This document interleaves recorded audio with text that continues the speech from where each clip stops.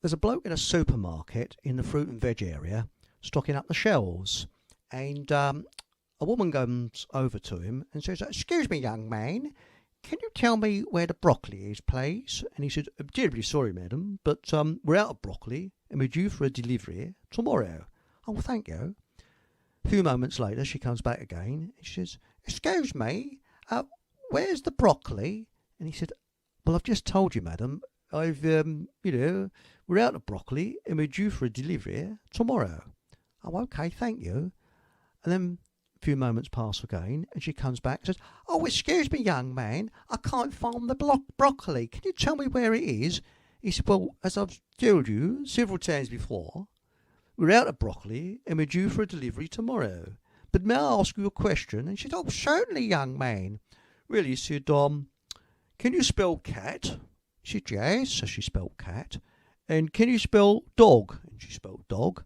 He said, "Well, can you spell broccoli?" And she spelt it perfectly. He said, "Well, you've left the F out." But she said, "But there's no F in broccoli." He said, "Well, this is what I've just been trying to tell you."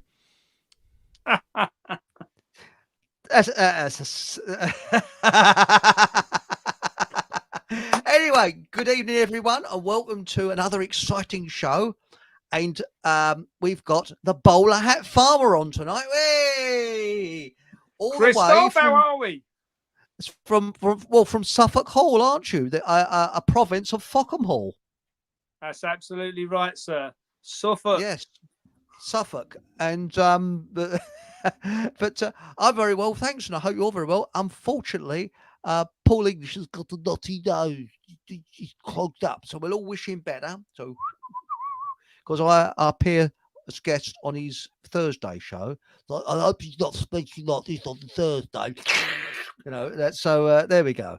But so how's things in the farming world? Are we marvelous? I was going to praise the government for helping farmers so much to give us such marvelous produce. And before we came on air, a little animal that helped help the British people survive during World War II. You can't actually buy anymore in the butcher shops. That's if there are any butcher shops around. And that's the bunny rabbit. Absolutely. And, yes. And well, you know that a lot of them died of myxomatosis, Chris. Yes. Chris, I've got just ask you this. Do you know how they got myxomatosis? Okay, so little rabbit gets up for breakfast and his mum gives him his breakfast and she makes him a jam sandwich and he has his jam sandwich or his jam toasty.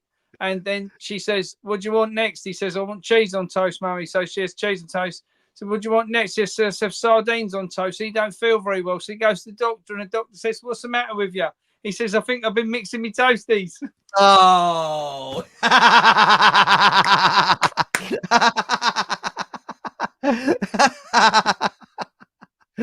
I like that one. The old ones are the best. The old ones aren't they? Well, I actually used to work in a place called Northaw, and it's a beautiful place. And it was sort of like a grade 2 listed property surrounded by grounds. And when you first worked there, you were gazing out the window. You couldn't stop looking out the window. It's so beautiful. And there's always some bunny rabbits around there. And they had a Victorian kitchen garden, which was long gone, but the trees were there and that. And around about beginning of autumn, you used to get loads of starlings there, and they were pissed out their brain because they used to feed on the apples from the orchard. They were sort of flying around trying to take off. Well, there's loads of bunny rabbits there, and we often saw rabbits with myxomatosis. It's a terrible disease. Oh, it is. Spread deliberately. Yeah. It was brought over just after the Second World War by the French. Imported it, and I don't know if people know this, but we didn't actually have rabbits as a native animal in the UK. They were brought here from France with the William the Conqueror. They deliberately brought them here to increase the amount of wild meat available. Good heavens, I didn't know that. So pre-1066, there was no rabbits. What about hares? Because they're a different breed. I don't know about hares actually. Don't know. That's interesting. I didn't know that, because I know the Romans brought in the edible mouse or something, didn't they? Some sort of rodent, you know. But Squirrels. squirrels. Well, we don't know how squirrels got here, do we? The grey ones. They reckon Well, they that came from Canada on the ships, didn't they? that's what they reckon. Yeah. And also, Yeah. have you seen those green parrots yet? No. They're starting to move north. And I saw one the other day, and they started in South London, and they've moved to North London. Then they're moving out to the home counties, so they'll be in Suffolk pretty soon. You know. Oh, So right. Not seen them. no, so that's it. The other thing is, how's the electric vegetables going on? Because we've had lots of elderly ladies contacting us saying that they're very interested in the electric cucumbers and things. Yeah, energetic farming's going well. We have been learning a lot, Chris. I mean, I've been growing veg since I was 5. You know, when Granddad used to do it with me, and it's an interesting thing to bring together everything you know about the horticultural side, from energy, which we're now learning about, to the making the composts that we would make, traditional fertilizer composts where we would make out of vegetable waste and green waste and so forth. It brings into play the liquid compost, which we're making out of comfrey and stinger nettles soaked in water and get the nitrogen out of them. We've got wormeries now going on the farm so that we're getting the worm juice to go for fertilizer. We've got massive amounts of horse manure we're now putting into the ground, massive amounts of coir we're putting down. So suddenly you're bringing all this richness onto the farm and this diversity of soils to make it, this abundance of energy and growing available. And Chris, the results we're getting are superb. That's what I saw it with my own eyes. In all of this is that you kind of. I come from a traditional farm, so for me, I went to a traditional farming college, where I got my degree in farming, and that was about learning everything there is to know about how to fuck up soil. Right, that's putting it briefly. Right, yeah. And that was the idea of the college. No different to doctors going to university and they're taught how to kill people. That's the bottom line. We all know it's true, but they don't want to admit it. Precisely. They think they're doing right. And for me, with all the years working on the arable farms and working on pig farms and things, you think to yourself, wow, we've got this so right. Oh my God, we got it so wrong. It's untrue. Just so wrong. And that is now where we're going with the agricultural side on the farm where I am. The horticultural side on the veg beds we've got done. It's just bringing the life back in, bringing the insects back to the farm. It's bringing the birds back to the farm. The whole thing is just the diversity of everything now is just coming to life, and that's really exciting. Well, I saw that marrow. Was it a marrow? Bloody great thing. That was a courgette. I actually thought it was a marrow. It's so big. That's a courgette. I've heard that before, Chris. Thank you. Yeah.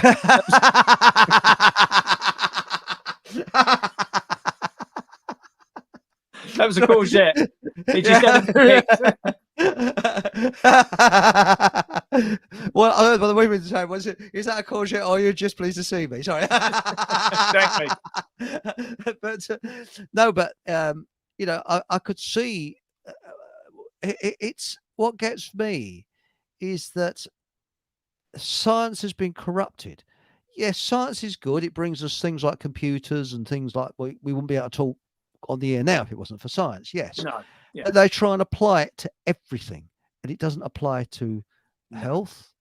Well, some in a way, yes, no, but agriculture and things like that. But what I was particularly fascinated in when I came and saw you on the farm was that I was very upset with myself though, because I was so I had to rush off, which is a shame, and I was also I was so upset that I didn't speak to the fellas with the steam engine, because I'm a steam engine enthusiast.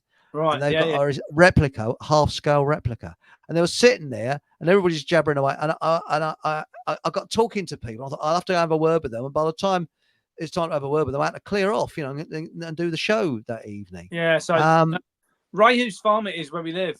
Yeah. So Ray has got that. Him and his son and some other guys built that. Wow. They had someone, scale it down and engineer some of the parts, and they're all qualified engineers themselves, and they built that. And it's just mind blowing to think that, in the day every farm had them. My grandfather had 32 full size ones. What they used, really? and Ray's dad had a load as well, and they competed against each other here in the village, where for work.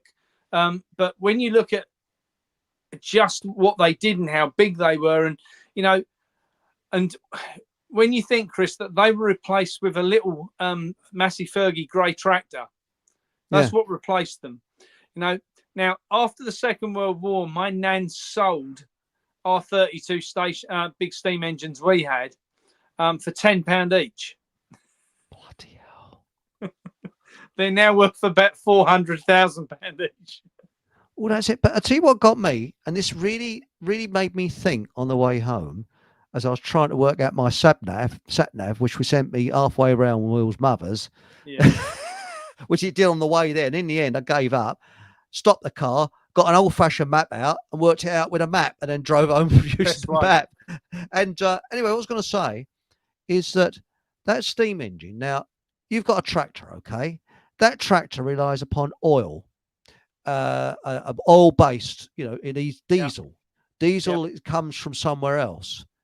Now, if that was stopped, if say we had a war situation, that steam engine I was looking at, it runs. You've got water and wood, basically. I don't know if does it have to have coal, or can you use timber? Well, yeah, to get enough heat in it, but you could just pump it full of enough wood.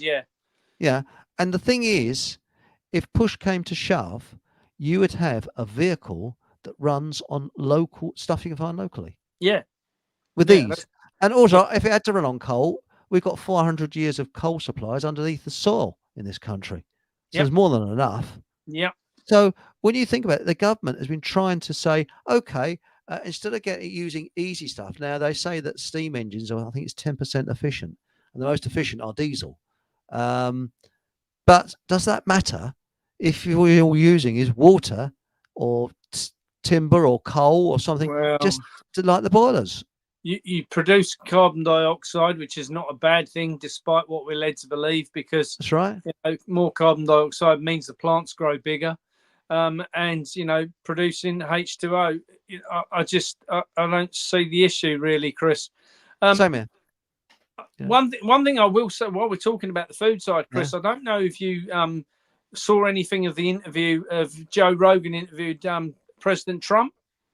I don't know if you saw any of that. It was brilliant. No. And really, Dr. John Campbell covered it this week in a fantastic video. They got JFK Jr. on there, Robert Kennedy Jr. on there, and he was talking about, and obviously he's a Democrat and he's coming to the Trump table.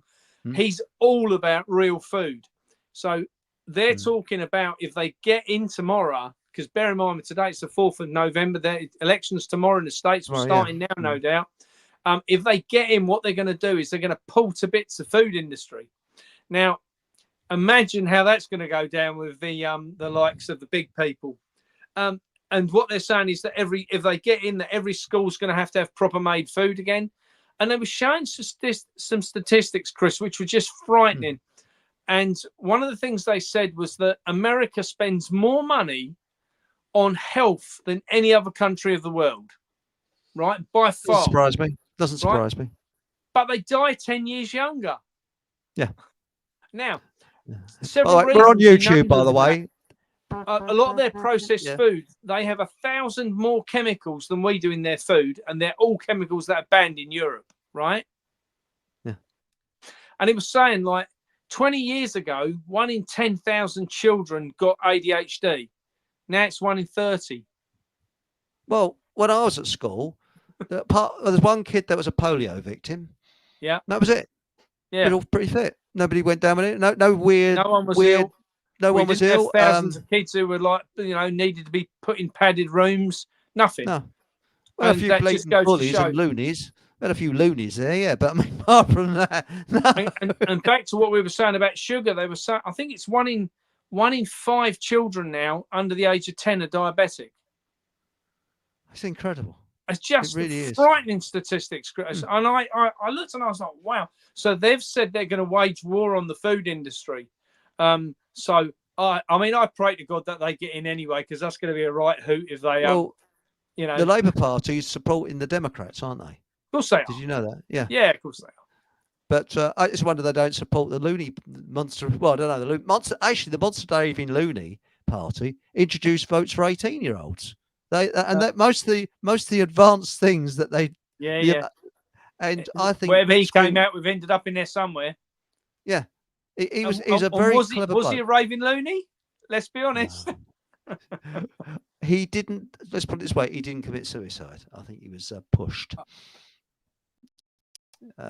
But anyway, by the way, should we have a quick shufty in chat? Because this week the award goes, the brownie pints go to Aunt Sally. Evening, folks. I have to go to visit someone tonight. A note from parents, please. So we'll have to watch on catch up. Hope you all have a good evening. Well, normally, I'm going to start this now. The winner, who's gone first, wins a free, all expenses paid, raspberry and 2-finger salute to a politician of their choice. So on air, you see. So it'll have to go, as Aunt Sally's not listening at the moment, it'll have to go to Stephen, the truth seeker, who was on at 7:21. So he was on so about half hour later. So evening, Stephen. And so remember, a politician of your choice, we will blow a raspberry and stick a 2-finger salute up. So, it's entirely up to you. So there we go. So, and we got Paul Green. Hello, Paul. I hope all are well. Looking forward to the show. We'll have to catch up second half tomorrow.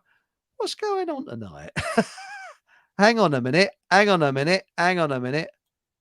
Aunt Sally, bit of gossip here. I have to go to visit someone tonight. Paul Green. Well, we can see what's going on. Oh. Read between the lines. Oh, yes. The fact they live about 400 miles apart doesn't really take that. Wow, I think. Anyway, Sue Seasider. Hello, Sue Seasider. Hello, everyone. I hope everyone is well. DJ B2. Hi, everyone. Chris the Gardener. Evening, Chris, Mark, and all in chat. I believe he's coming on about 9 o'clock. So there we go. Chris said, I thought it was the Romans that brought rabbits to UK. Check it. 1066. Really? I know that I think we exported syphilis to South America, didn't we? That's where you find sympathy in the dictionary, isn't it? Between shit and syphilis. What's that to clap about, is it? So, hello, everyone. Louise Wilcox. Hope all are good. Chris says, Chris the Gardener says, hares, I think, are indigenous. I think so. Yeah. Are they as tasty? Right, I know what to ask you. Why don't we get turkey eggs? Why don't we? Well, we do. Yeah. Are they tasty? Just taste like quite. They're very much like guinea fowl eggs. Really? And peacock eggs. They all look the same. Really? Just vary slightly in size. Yeah, and I know that duck eggs and Guinness are a lethal combination. That could actually help fire the steam engine up, if you get what I mean. Right, we got here. I love a bit of worm juice. Do you really? Bit of worm juice. And we got here. Hereditous get fucked. Yes, okay, yes. And we got Fop Bobs for everyone. That's right, yes. I hope you spent the Fop Bobs I gave you wisely. Yes. Yes. You gave me what? To Barclays. Yes, you gave me what looked like a hamburger. I dropped it on the floor and accidentally trod in it, and it. No, actually, the grub that you served there was absolutely bloody delicious. I really. Well, rightly so. It's all local meat, all locally sourced, local butcher. The salad was all local. We like to do it right. That's right. Was there any politician in there that you'd shot earlier that day, or was it just all gamely. There's plenty what want shooting, but I couldn't Yes. name one of them, obviously, because that'd be wrong. You can't be nasty to politicians anymore, because they want to come and collect you. That's right. Oh, by the way, it's very good of Labour to think of the farmer with the inheritance tax, wasn't it? Marvellous. Hang on, let's hold the lapel. Hang on, you got to hold the lapel, haven't you? Marvellous, Bob. It's interesting, Chris. I think people haven't yet understood what the implications of that are. And people, I've had various people across social media, oh, well, it's all right for farmers having all this money. And I heard an analogy earlier. Paul Thorpe put an analogy up earlier, and he said, if a plumber needs a van to go to work, nobody questions the fact of what the plumber's worth because he's got a van. And it's no different for a farmer. They've got all these assets, but the assets are worthless to them. They only all that land, however much it is, only allows them to earn a basic living. And that's I agree with you. But people think that, oh, well, they got all this land there, they're rolling in it. Most farmers I know are just struggling to pay the sodding bills. And this inheritance tax is nothing more than a land grab, Chris. Nothing more than a land grab. Communist. That's exactly what the communists did. Stalin did similar. We've been through this before in British history, and it goes round, and the elite get all the land, and then what happens? They all up, and they have to end up selling it all off to get themselves back up, keep on top, and they just go around this perpetual cycle of stealing everybody's wealth to keep on top, just to keep everyone else down. It has to stop at some point, Chris. It's got to. I agree with you. But what gets me, I'm looking at it from a possibly an ignorant point of view. If they found out that, let's look at the fishing industry, okay? Now, if they found out that fish was carcinogenic and it's very bad for your health, you could understand the fishing industry going tits up. But it isn't. More people are eating fish now than ever before. Yeah. The fishing industry is on its knees. Now, my granddad used to say, oh, I've never seen a poor farmer. Well, no, I think there was a little bit of a good time, maybe after the Second World War. I think that was possibly the time to earn money. That's when he was seeing that. But before the Second World War, the whole farming industry was in a recession. It's very poor.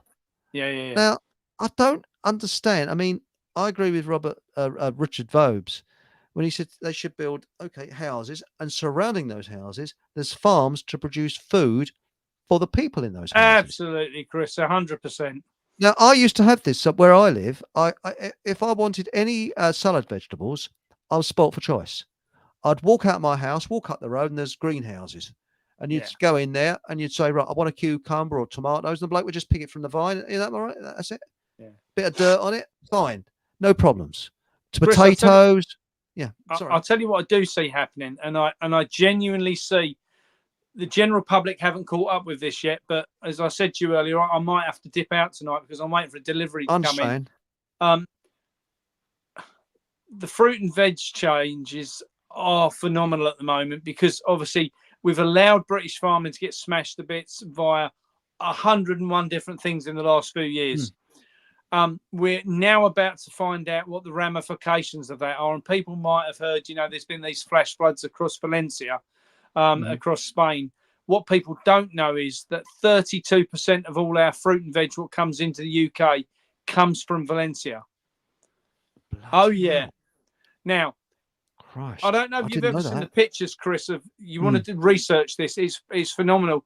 There's a place which is right in the bay in Valencia where there's thousands and thousands of these polytunnels, just literally thousands of polytunnels and miles of glass.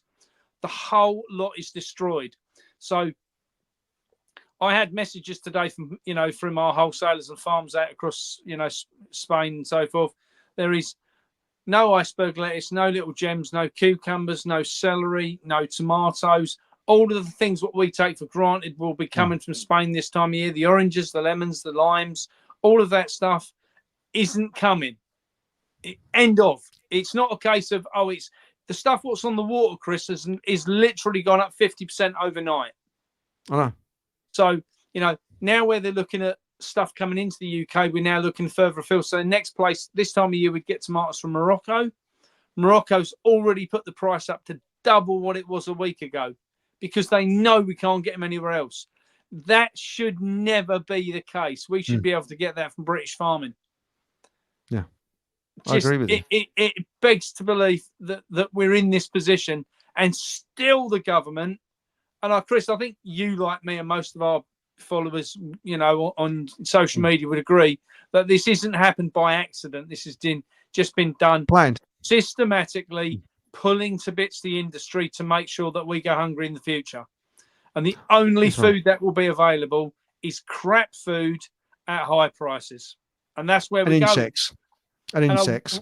Yeah, well, don't get me going on that one. What I will say is, Chris, that I don't know if people are aware of this, but on the 19th of November at 11 o'clock, the National Farmers Union have got a meeting with with Westminster, and they're encouraging all of the public and all of the farmers to take the tractors down to London and be part of that rally, because this isn't about November.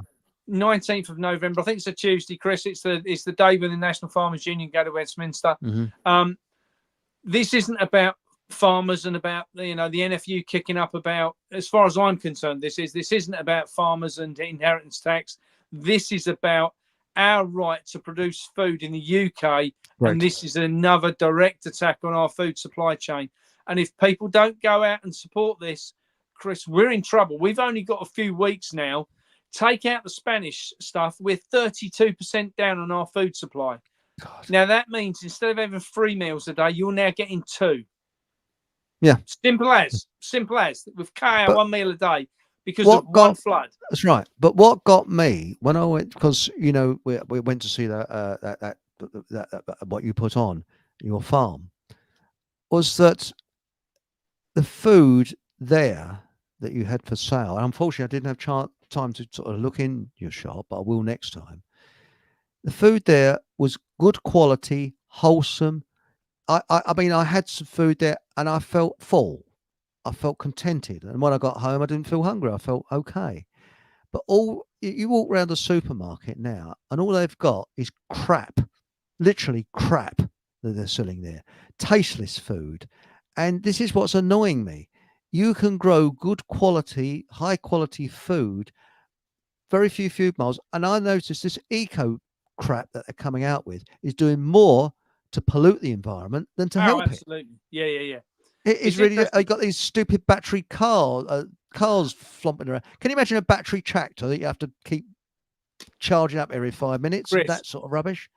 Chris, they came out with a battery combine this year. John Deere did, right? No.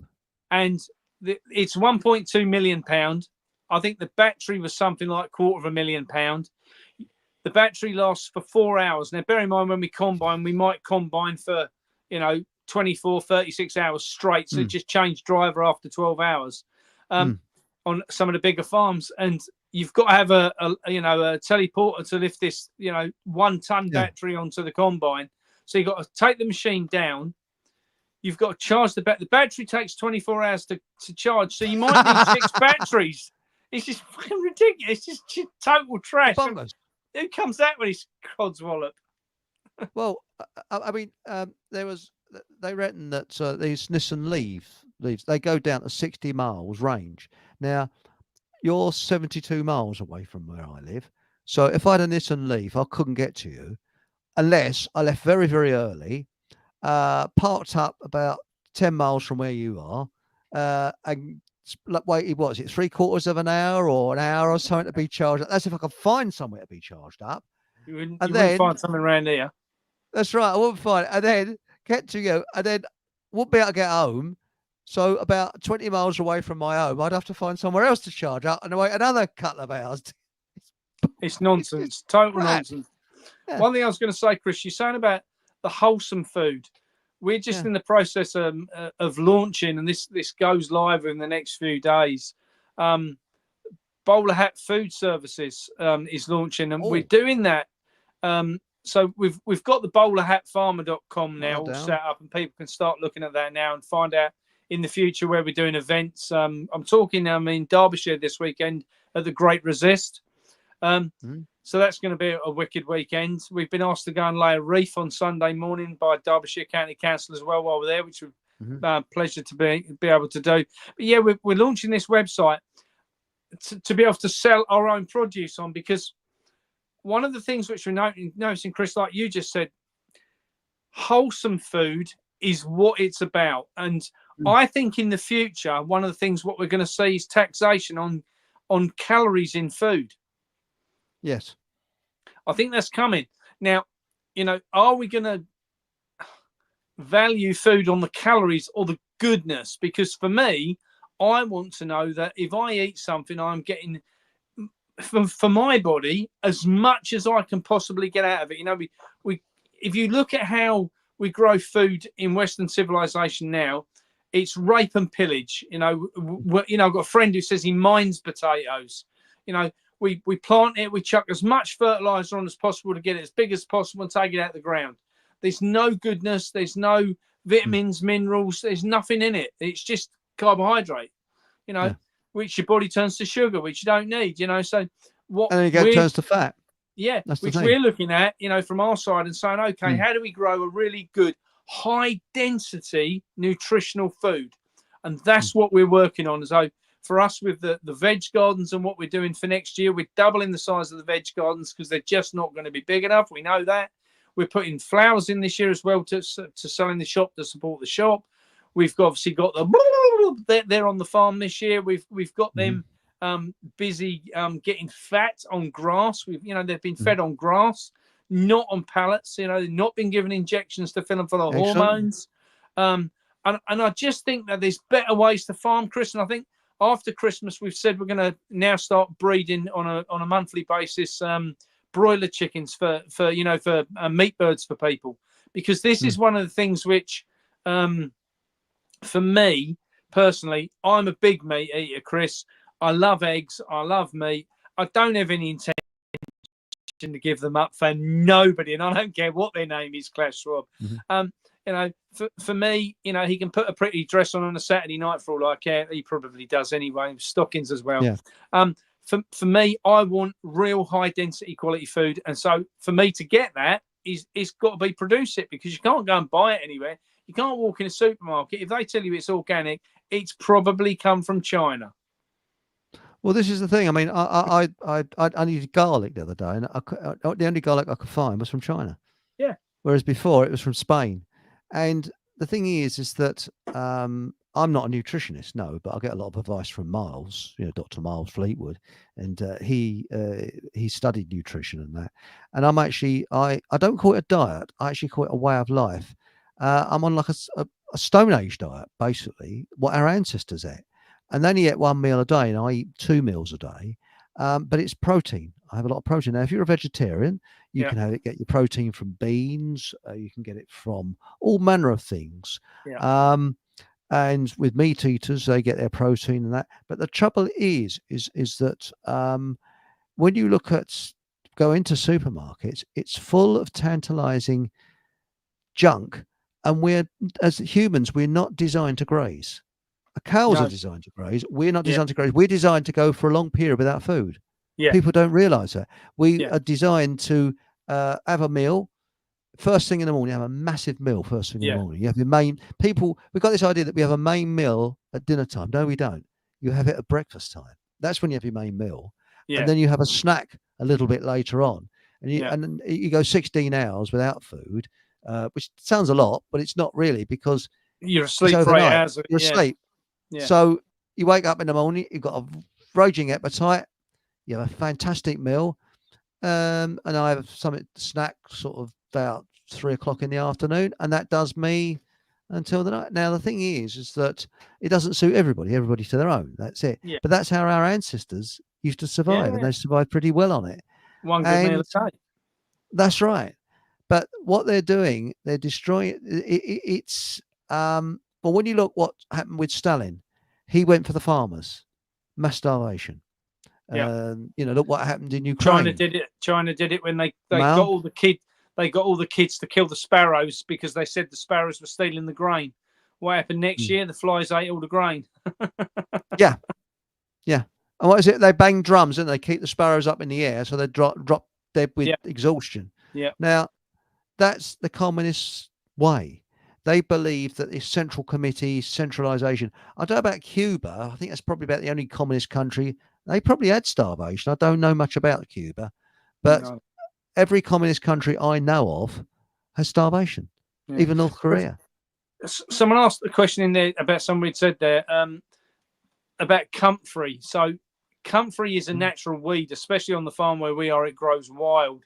It's a herb which you can buy from most garden centres. And if you want to make liquid fertilizer from it, you literally just pick the leaves, chuck it in your water butt. I would suggest that you get something like an onion net or a Brussels sprout net or something, put it inside that and hang it inside the water butt, because otherwise when it decays you end up with your taps all blocked up. But and just sit it in there, and after about 3 months you'll have the best nitrogen you've ever had to put on plants, and it's natural. If you make one with stinging nettles and comfrey leaves, that's better than ever, but you must dilute it, and you need to dilute it about 100 to 1 because it's so potent. Just so sorry, well Really? we just see that coming up in the column there. Oh, well, that's interesting. Well, we'll go over to chat in a moment. What I was going to say is that when you grow your own food, I know there's a lean period. I think that you'll correct me on this. It's March, April, sometime about that time where there's very little. Yeah. And to sort of tide you over. Yeah. And this is the problem. Now, Chris, bear in mind that most people like us we've just cleared most of our veg beds. So it's, to me, somewhat conspiracy hat perhaps on that it might just be the case of why the floods in Valencia and California are now, and it wiped out a big percentage of the world's food supply, when we're at the point we can't stand on our own 2 feet. Because if this had happened in April, we'd be going, well, it don't matter, we've got everything in the garden now for the next 6 months. We're now at the wrong end of the season. Beans have all finished, the salads all finished. We're now down really to the brassicas, and most people don't grow them because the bloody butterflies normally have them. So we put a few leeks in this year. It's the first time we've grown them on the farm. We've done really well.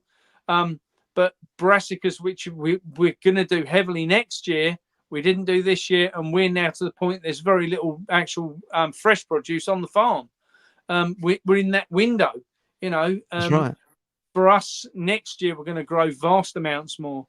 But, we're all right. We've got food stacked up out of our ear holes, but there's going to be a lot of people do get caught out in the next few weeks if they're reliant on fresh produce. I agree with you, because, I like to have lettuce leaves every day. I have lettuce. I have cucumber every day. And I've noticed I went into a supermarket the other day. It's 82 pence, it said, the broccoli. And when I got home, I looked on the chit, and they charged me £1. So that's inflation for you.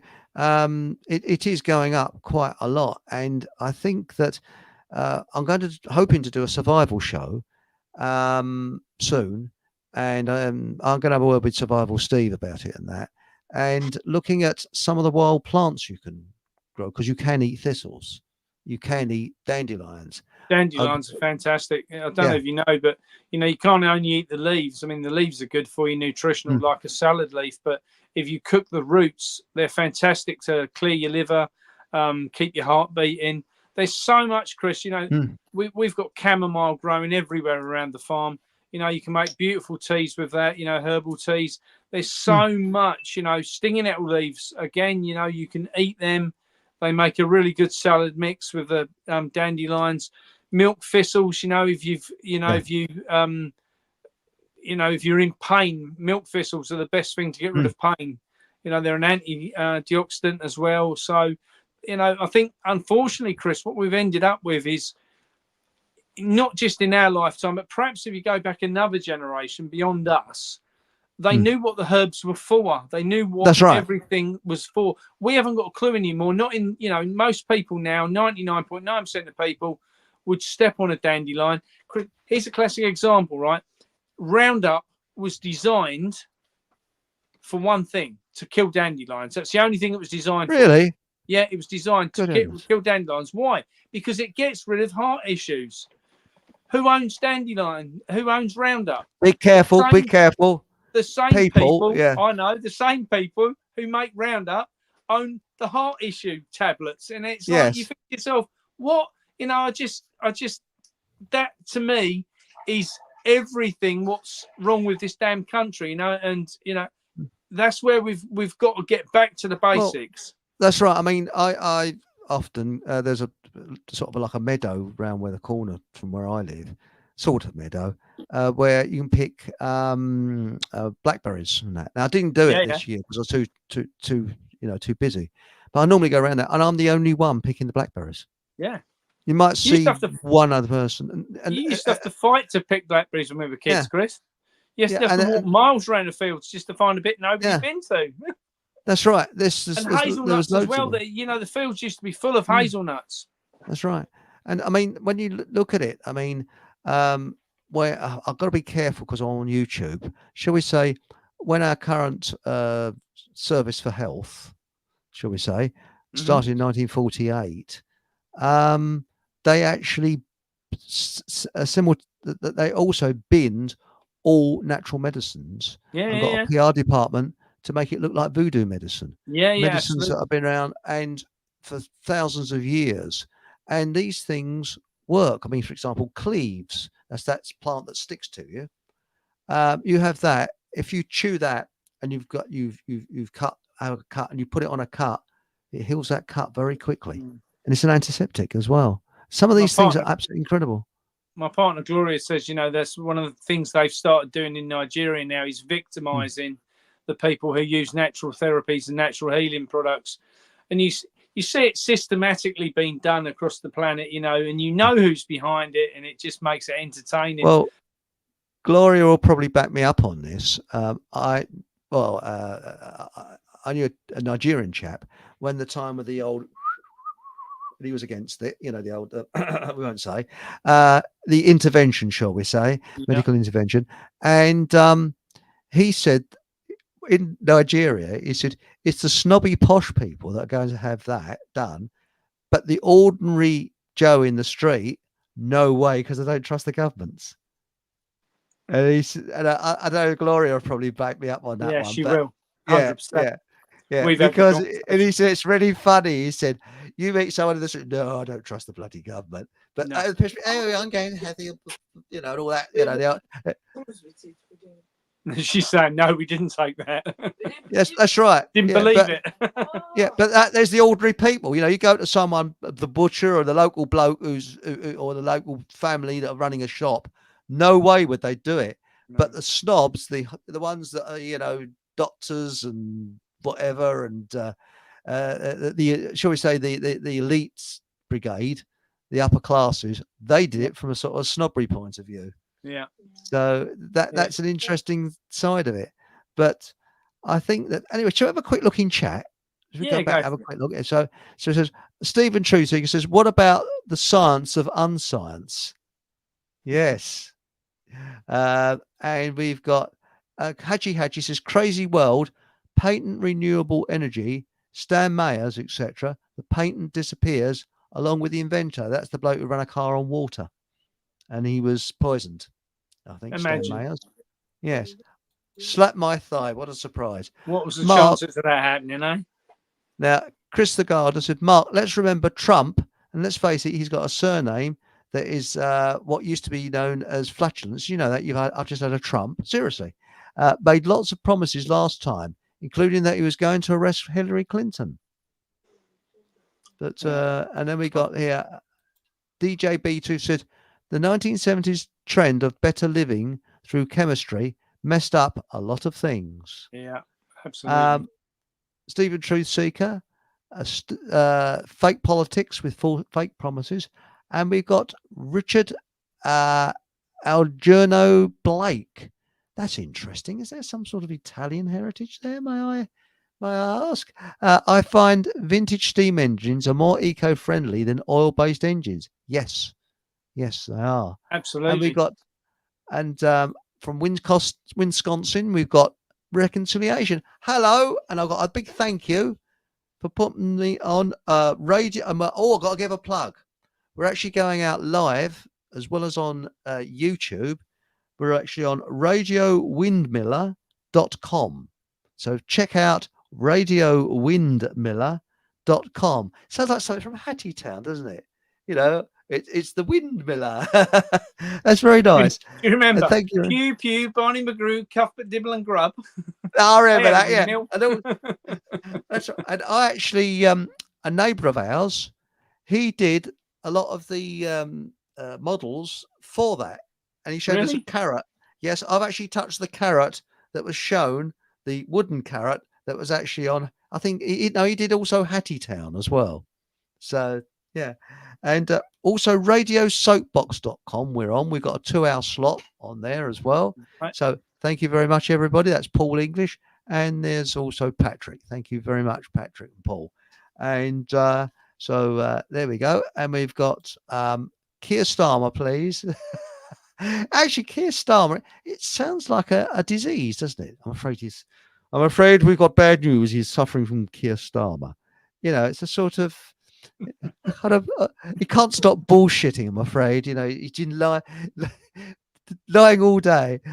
Mark Anthony says hello, Chris, Mark, and all in chat. Hadji says Chris the gardener had that conversation earlier today. No doubt the white hats are coming to save us. All right, You reckon? that's cool. Yes. Kamala's nickname is Camel, in homage to how she made it to the top.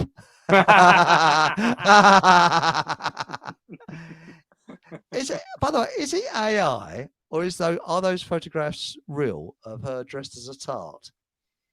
No, Or apparently a they're lady very of the real. lady Yeah. of the street. They do say that's how she got to the top, isn't it? Yes. And Reconciliation said we used to have ostrich and would eat eggs. Oh, so yeah. But You want a bloody big pan? that's right. It's a big omelette, isn't it? I think ostriches are are they the most stupidest bird in the world? Aren't they? I think they're the most stupidest animal. Now it says apart from politicians, Hatchie. This is Chris Gardner. It really doesn't matter which clown gets in. People forget Trump is an actor. He's been in dozens of films. So was Ronald Reagan, wasn't he? Reconciliation says Trumpelstiltskin will keep us spinning yarn until we guess his usurious name. Yes, that's a very interesting. That's a good one. That one. And it says, Did you see the clip where Ronald Reagan got shot at? There was a gun went off, and he looked straight at the camera. And he went, "You missed." Well, it's a bit like when John Wayne died. This is true. On the newspaper placards, it says John Wayne is dead, and someone wrote underneath, "I sure am." Stephen Truesinger says it's more than a land grab. They want to control all food. All communists do that. Yes, yeah, true. Control the food, control the people. That's right. Hatchie. Chris the Gardener. When do we take a proper stand as opposed to taking the piss? I agree with you. And actually, can we cheer if we can't go to London, can we cheer the farmers on because they've got to get there on their tractors, haven't they? Yeah, I think that my personal opinion is that the campaign for No Farmers, No Food, which obviously we started come on a year ago, which kind of fizzled out to a degree, has been sitting dormant in the background with a lot of people pushing it along. I think what's going to happen, Chris, and this is only my personal opinion, the 19th of November is going to start this. This will not be the finish of it. Yes. I think you'll see a lot more regionalised meetings. I think you'll now see a lot more happen. There's a lot of politicians are now getting on the bandwagon. I see that Nigel did a bit yesterday about it. There's various people across the country. This weekend I'm with Ben Habib and Andrew Bridgen, and both of them are hell bent on this is not going to happen. So do you know the new leader of the Conservative Party? I saw a nice picture today of her at the World Economic Common. She's Nigerian, isn't she? She is. These people, like Keir Starmer and our local MP, have been parachuted in. Yeah, but the rest of the party don't like them. They're woke. Yeah. And that's the thing. These people are just parachuted in for an agenda. Yeah. And as that's what was his name now? Yuri Bezmenov said in 1985, when they served their purpose, they'd be put up against the wall. Yeah. Absolutely. That's it. I hope that's not true. I don't want death or killing for anybody. But that's Absolutely what he not. said about. They said that about ideological subversion. These people are used for an agenda, and the reason they done in is because they know too much. And if a person gets someone into power, they can get them out of power. Chris, That's it. history repeats itself. Sadly, we Yeah. saw this during the Second World War. So many people worked on, with the Nazis, soon found out what they needed to do was pull a gun on themselves after the war finished because it wasn't safe for them to live anymore. Well, look what happened. Their plans. I know I'm going off the tangent a little bit, but this shocked. I used to live opposite a policeman. He's moved away now, and it's probably my fart jokes that did it. And uh, there was a show program about an elite squad that were underground that posed as home guard, but they weren't because they had the best weapons and they were young men, not young old men. Yeah. And their job was, if Germany had invaded, the first thing they was to do is to take out the local bobby, local mayor, and local dignitaries because they know too much and they would have passed information to the enemy.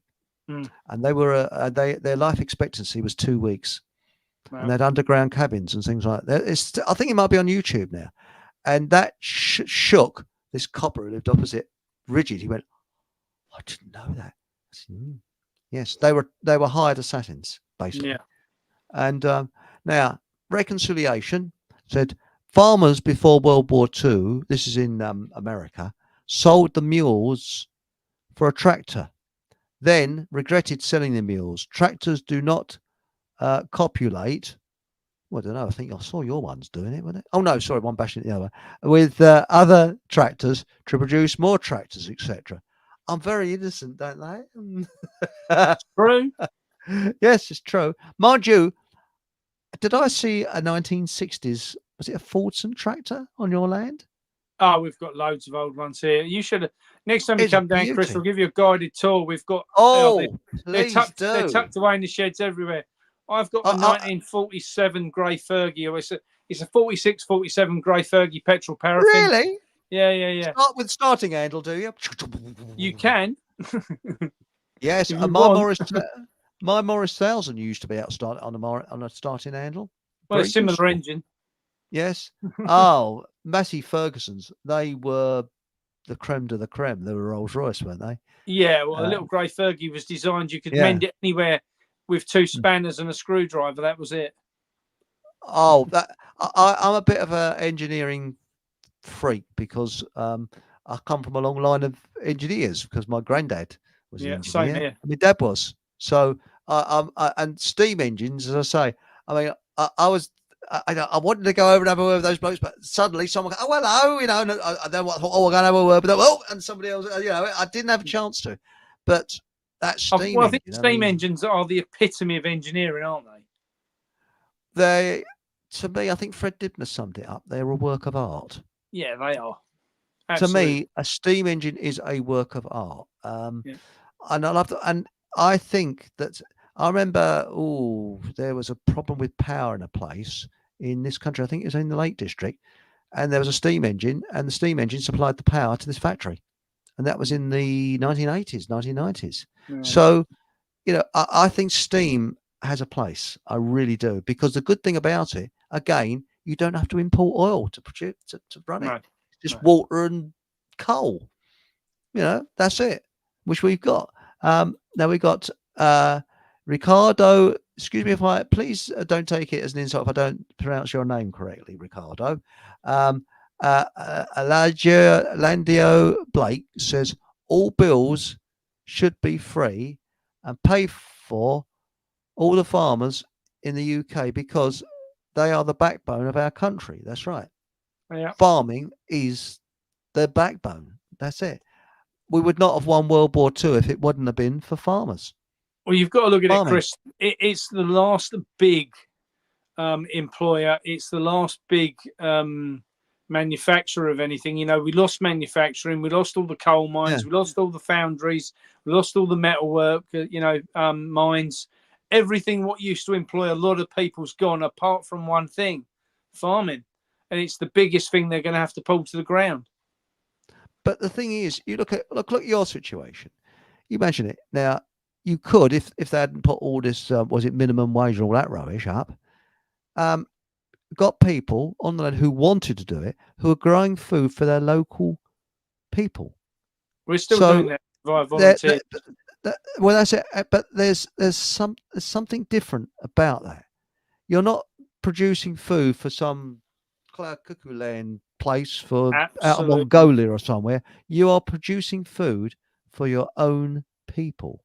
So you put a little bit of extra in it, a bit of love and a bit of care into it. That's the Chris, thing. If you look at what we're told about local honey, and you say, oh yeah, you know, you need to get local honey if you've got a cold because, you know, it's got the local pollen.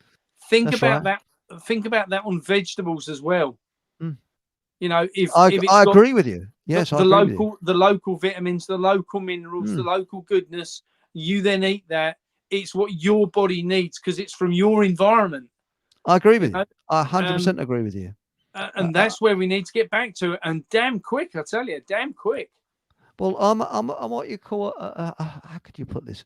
A vegetalist. I don't know what a name would it be, but I think that food it should be locally grown. All right, we can't grow bananas here, although I bet you some sob would find a way of doing it because Iceland grow bananas and they're one of the biggest banana producers in Europe.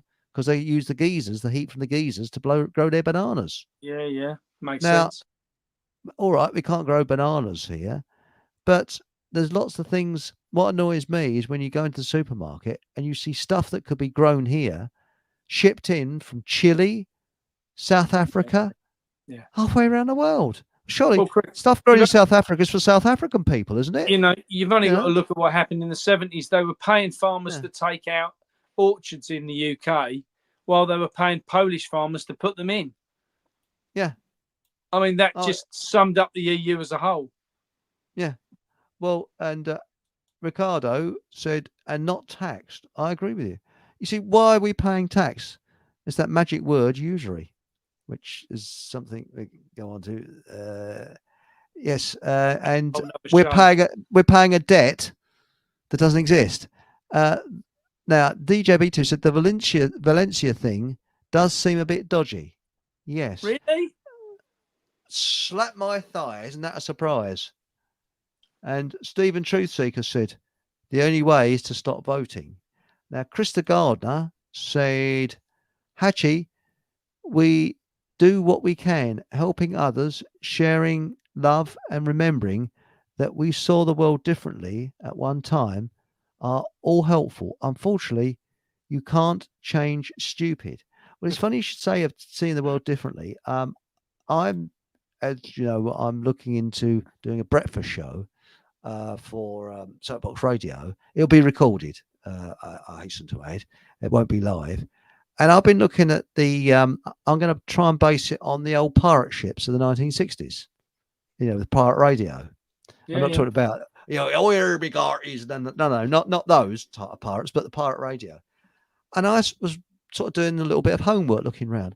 And when you heard the music that being played, it was all upbeat and happy. Everything about it was happy. Friend of mine, his wife's still on Radio Caroline. Sorry? Friend of mine, his wife's still a DJ on Radio Caroline. Really? Because they broadcast from Kent, don't they? Yeah, well, they broadcast them all over. They're in Lakenheath. They broadcast them all over. Really? Yeah. Sorry, whose wife? Sorry, I didn't quite catch that. One of my best mates' wives. Oh, brilliant. Oh, listen in. Yeah. So they, she does a couple of slots, and her dad was one of the founding members. He used to go out on the boat. So I just think, that was proper entertainment. And another one, which was Laser 558, where the music's never no more than a minute away. That's right. And Radio Veronica, which was all Dutch, but they sometimes speak English. But you ought to see those poor sod. They must have been seasick as anything. You see the ship going up and down as well. But Tony Blackburn said that when they were broadcasting, they used to see the lights of the other ships. Really? And it's pretty. Yeah, you could see the other ships, and there's so many moored off. But actually, they did. You know why they shut them down? Because they was frightened they was going to start broadcasting the truth on the news. That's why. And they were actually illegally shut down because they were outside. Was it the 5 mile limit? Outside. They were perfectly legal. Waters, weren't they? That's right. And did you know that I've actually got the recording? It's actually on YouTube of when I think it was the Marines or Special Service fellas actually boarded. I think it was Radio London. Right. And the bloke carried on broadcasting. He said, "Yes, there's somebody coming in now. They're coming over." Yeah, and it's really exciting, you know. But the other thing is, did you know the government made out that they were broadcasting on emergency services and people have got killed because the emergency services couldn't get through, and they admitted afterwards it was a lie, so that people would turn against the pirate ships. But did you know it's also what the British government lied? No. It's frightening, isn't it? Chris, really? You should be careful saying things like that. I know. Well, actually, it was sort of. I mean, Clacton has always been a rather depressed sort of place because it relied on tourism, and it was a thriving industry because you had the local people had to have to be supplied these ships. Who supplied them? The farmers, the bakers, the people, and also the fishermen used to take tourists out to see the boats, to see the pirate ships, and all that industry stopped because cash in hand. So it's horrendous. It's unbelievable. It really is. Now we got reconciliation. Said I saw some video of bowler hat farmer with Richard Vobes. Correct. They might have seen in that video that I passed comment about red tractor, and vegetable washing. I don't know if you know what that is, Chris. So this isn't where you take. Really, what is it? You take your vegetables and wash them. This is where fruit and veg comes into the UK via a wholesaler.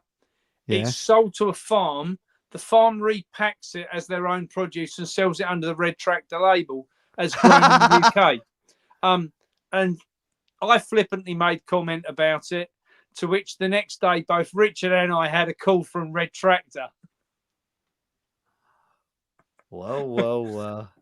Saying that possibly couldn't happen. There's no way that could happen. So I had to do a retracting video, and said that, you know, whilst, you know, I stood by the fact that, you know, I would apologise. What I would do is ask the general public if they knew of anything, what was going on that wasn't right in the red tractor packing facilities across the UK, to please let us know. Well, there's an old-fashioned cobbler. We had loads. I bet you did. There's an old-fashioned cobbler near where I live. It's a load of old cobblers. No, anyway. And he told me that he said what they do now, they'll import all the materials and everything from China. But if one part is stuck on the, say, a shoe, it could be a badge or anything, they can then claim that it's made in England. Absolutely. So you look at it, it's made in England. People no, don't isn't. think it's going on. People have no idea at all. The food industry's corrupt from top to bottom, inside and out. It's the most corrupt industry I've ever come across in my life. I think architecture and building industry does take a bit of beating. I mean, somebody did accuse the building industry of being honest once, and they got very upset about it, as you know. But now, Reconciliation said, and this is in Wisconsin, I believe, we have Amish here that plough, plant, and harvest fields with livestock. Well, I think, was it Richard? Yeah. Somebody said that putting the religion aside, we should be like a bit like the Amish. Yeah, where absolutely. I wouldn't say go around on horses, but I'm talking about, because my view is I don't believe in qualifications. I don't believe in driving licenses. I don't believe in anything like that, because if years ago, before they had all this, you know, people, engineers were bloody good because they'd gone through and worked their way up through being taught. And if they were crap, they'll be found out pretty quick. Now, all you have to do is have a very good memory and memorize everything to get the qualifications or buy the qualifications. Yeah. And you're made. And hang on, we've got somebody joining us. It's, by the way, he's from Suffolk. So, sorry, he's from Norfolk. So, no Norfolk jokes. Okay. It's Chris. Chris, you didn't hear that, Chris, did you? No Mate, Norfolk jokes. you can tell as many Norfolk jokes as you want, mate. I'm sure I've heard most of them before. But, crack on. I never really did the Norfolk Suffolk hate each other thing, Mark. Did you? No. It's all a bit silly, isn't it, mate? You know, that originally came from when they, tried to divide East Anglia up. It was the North Folk and the South Folk. That's where it comes from. Yeah, quite. And Devon and Cornwall. They said that Devon people don't like it's rubbish. And did you know this thing about Scotland and England? It's all wound up because at the Battle of Hastings, it was Scottish tribes as well as English tribes fighting shoulder to shoulder because they knew, the Scots knew that if we fell, they would fall. So that we're all fighting for our lives. Yeah. And the Welsh and Irish. I'm sorry, I left them out. Now, Hadji says AJ Cutler and the Wurzels, bless them, wouldn't want a brand new combine harvester. Laugh. Probably wouldn't. I've got a brand new battery powered. Mark, on that, because my brother has worked in the motor trade for 30 years nearly, or I should think probably nearly 30 years, 25 years at least. Yeah. And he's a manager for a large company in Peterborough. I won't say who, but he's a commercial site manager. He's jacked it in, mate. He's handed his notice in because he's just had enough, mate. They've got targets where 22% or something like that of their new vehicle sales have to be electric. Yeah. And for every one over, they get taxed £18,000 for every one over their target that they sell. Yeah. And he said it's just not enjoyable anymore. He said, brother, he said, absolutely. He's been having anxiety attacks at home in bed. And mate, he handed his notice in and he's been sleeping like a baby since then. Yeah. And he's just going to get a job in a local factory and he'll drop his salary or half his salary, I should think. But he said it's impossible because people, and he said a lot of the thing is, he said, people will have them for a year, but they'll bring them back after a year and they want a petrol or a diesel again. He said, people just, they've got things like range 250 miles and that's if they're empty, you know? Yeah. So when you fill and it's a nice day.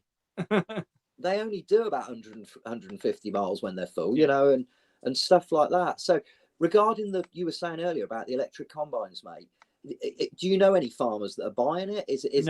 No, because farmers are a lot more savvy, aren't they, mate, with a lot of things. So I see. I did a harvest festival the other day down at the Suffolk Showground, and we went down there with a fruit stall and packed it all out and made it look pretty. You know, they've got a combine down there. It's got a 42-foot cutting blade on it, right? 42 foot. Bear in mind that I learned to combine on a 6-foot cutting blade class. No cab, nothing. You know, just set right on top of it. I know the ones, mate. Yeah. 42 foot long. It's so big the police won't let them move it across. So when it got to the farm, they now can't deliver the turntable for it, the cutting table for it, because it's 42 foot long. So they can't tow it behind a vehicle.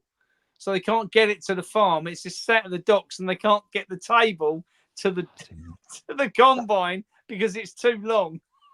That's an expensive mistake, isn't it, mate? Well, there must be a way around that, mate. Yeah, just do it at night, don't you? Do you know what I mean? Yeah, there's it's like anything, mate. Most bureaucracy. It's all bureaucracy. It's brilliant. It's nonsense, isn't it? You know, you have to look at all of this stuff and just smile because, you know, we all know as sensible human beings, the whole thing is BS. Of course it is. You know, we all know that. And it doesn't matter what they try and tell us. I mean, my parents were having a conversation the other day that, you know, just recently got another car. And Dad said to me, I was, you know, thinking we should have got an electric. And I said, the problem is, Dad, you know, look at a new Tesla, 80 grand, right, for the bigger one, 80 grand. It has got no residual secondhand value because if the battery goes, which they say 5 years, then the car's worthless because you can't replace the battery, or you can, but it's at such expense. So that means it's dropping at 20 grand a year in value. Well, that's a lot of money, guys. That's a lot of what my brother said as well, that they depreciate. You're talking about £400 a week in lost that you've lost by buying a new Tesla. But would you ever, Mark? I mean, I don't know, maybe you would, but would you ever buy a new car? I never have, mate. I've had never. When I've been like a sales rep and things like that, and I've had, cars straight from the factory and stuff, but I'd never buy one, mate. Never. Even if I had stacks of money, mate. And I'll tell you what. Same here. What's interesting at the minute, I've seen the farming side right across the world.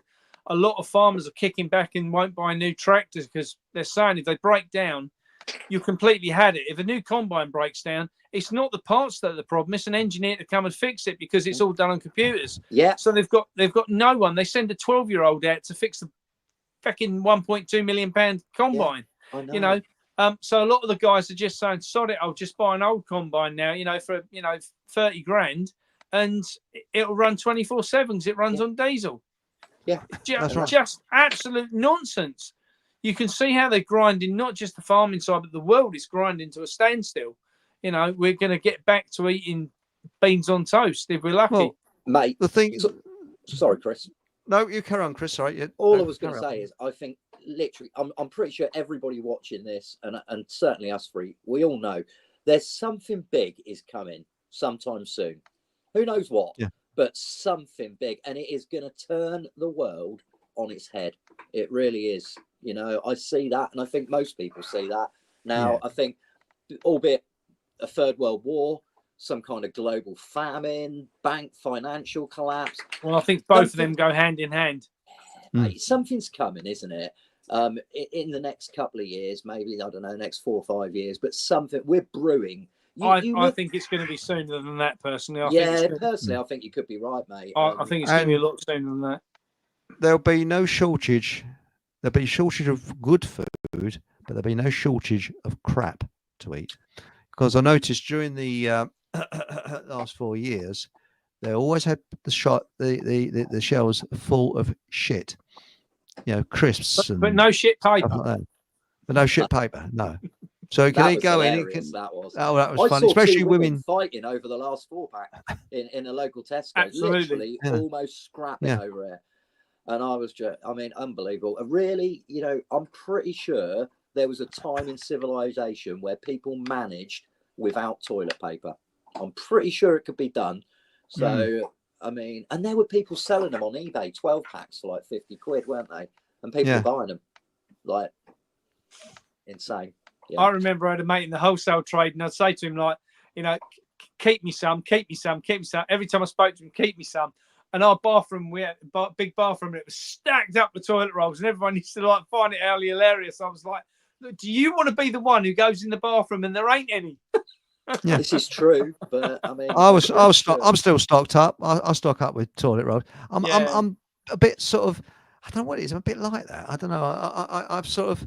I've always had been a prepper-minded sort of person. Yeah, so we've always got. I think it's something you do more as you get older as well. I wouldn't have thought about it at all when I was a young man. No. But then I didn't really think about much apart from getting off my face then. So, but now, I love a Radox bath, Mark. I don't know about you, mate. Hard days. Absolutely. Especially this time of year. Get home. First thing, mate, run myself a nice Radox bath and have a 20-minute soak.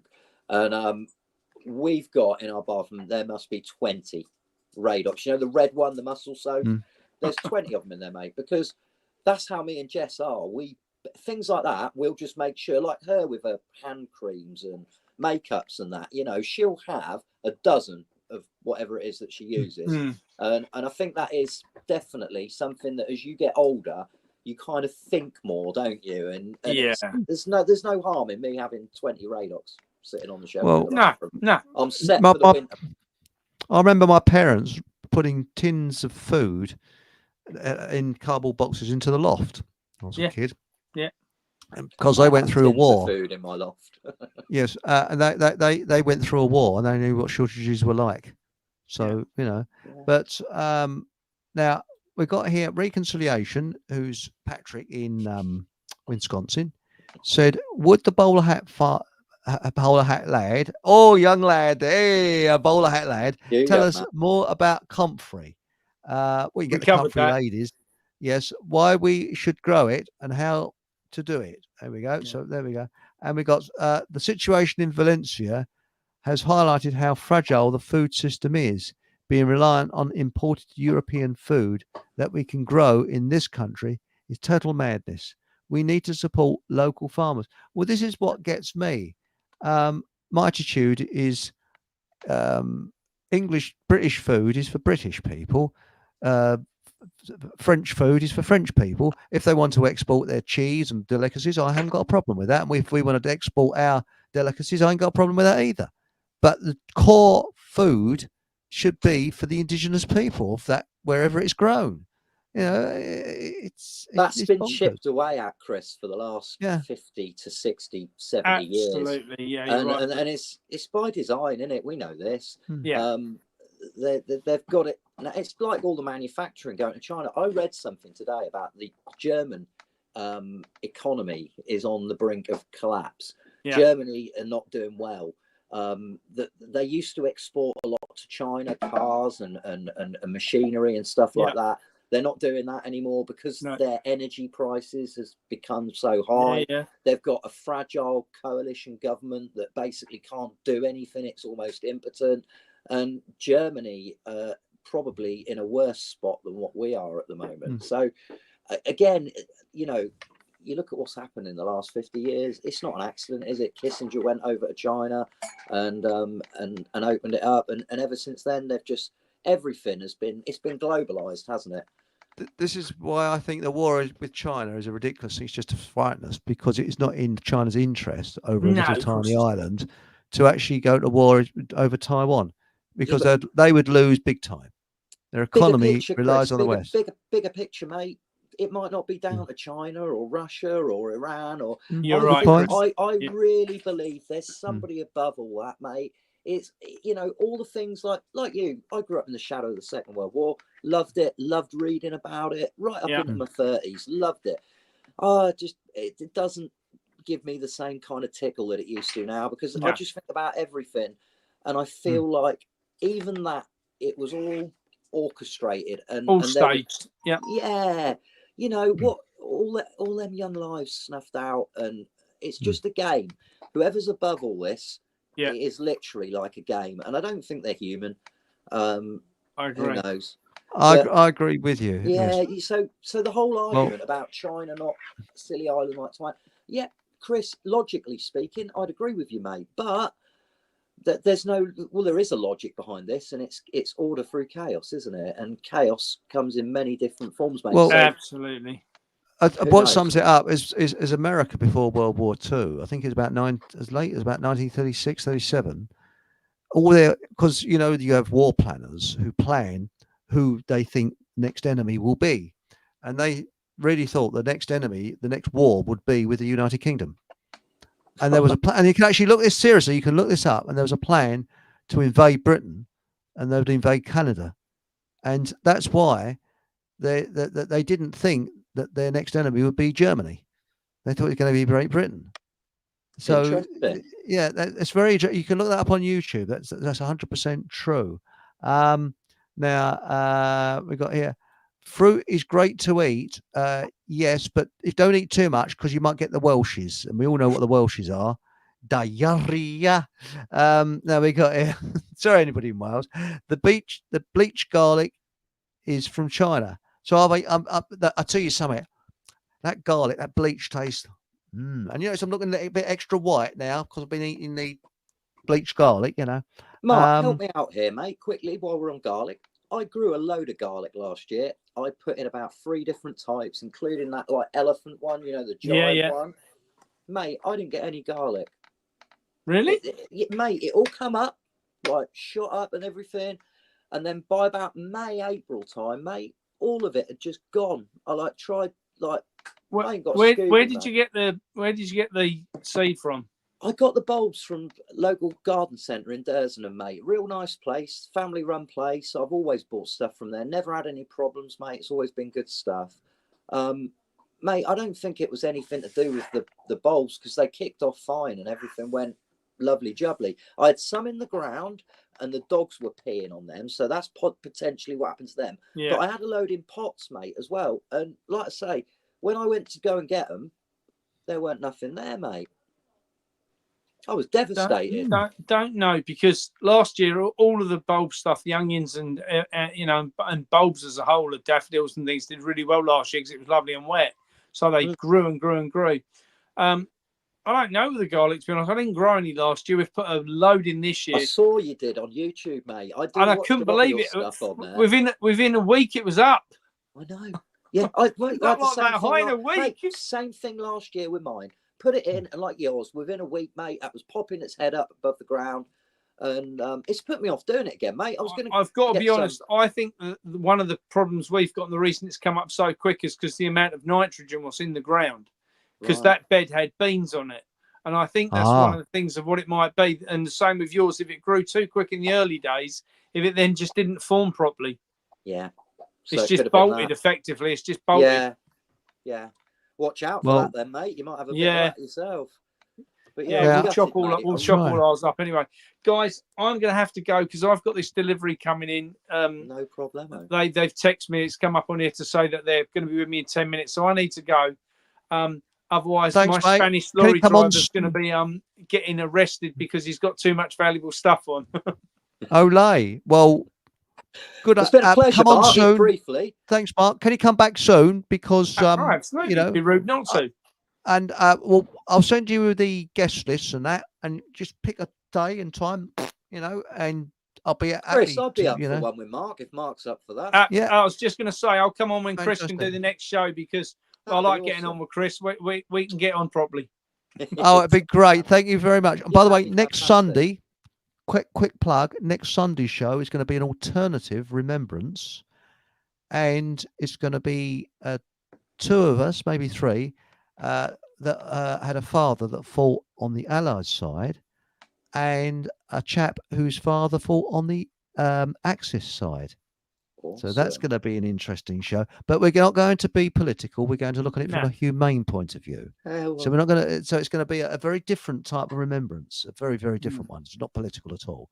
So it's going to be a very unusual one, and hopefully people might find out quite a bit. So there we are. Is that next Sunday? Right, boys. It's been emotional. Take care, Mark. Have a lovely evening, guys, and I'll talk to you both soon. Cheers. Thanks, sort Mark. out a date, Chris, when you can be on, and we'll get on there. Certainly. Right, we'll sort that out. Thanks, Cheers, Mark. Guys. Thanks. Cheers, bye. Mate. Right now, what a gentleman. Oh, excellent. I can't wait for him to come back. Mate, I mean, you've met him, so you'd know more than me. But there's a lovely vibration about that man. I don't agree with everything that Mark agrees with. I'm sure he doesn't agree with everything. Well, we don't agree with. We don't need to, mate. We can have a beautiful conversation, and we can disagree on things. And my wife said to me about something we were talking about in the car on the way home tonight after our exorbitant 140 quid, mate, in Tesco's, 4 bags of shopping. Insane. The tobacco, mate, my tobacco, because they put that up in the budget, didn't they? I didn't know how much until I got there today. It was £38.10 when I bought it a week ago. It's now £42.10. Well, 4 quid they've stuck on that, bastards. I would think, I say this carefully, Rastafarian Old Holborn would probably be a little cheaper.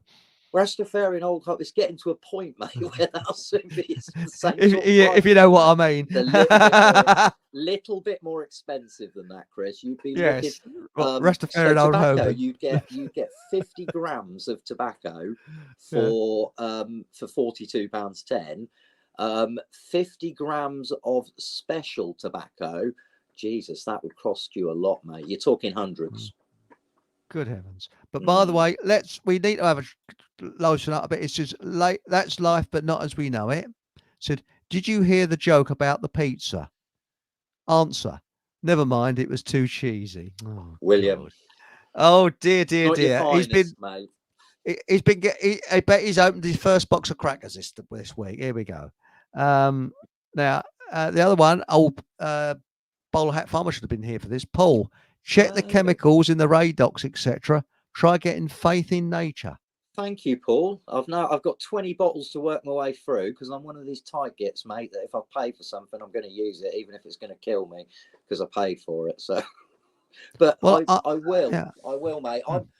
You see, again, it's like anything, isn't it? You do what you can and you learn as you go along. But pretty much, I'm pretty sure that half of what's in my house is toxic, mate.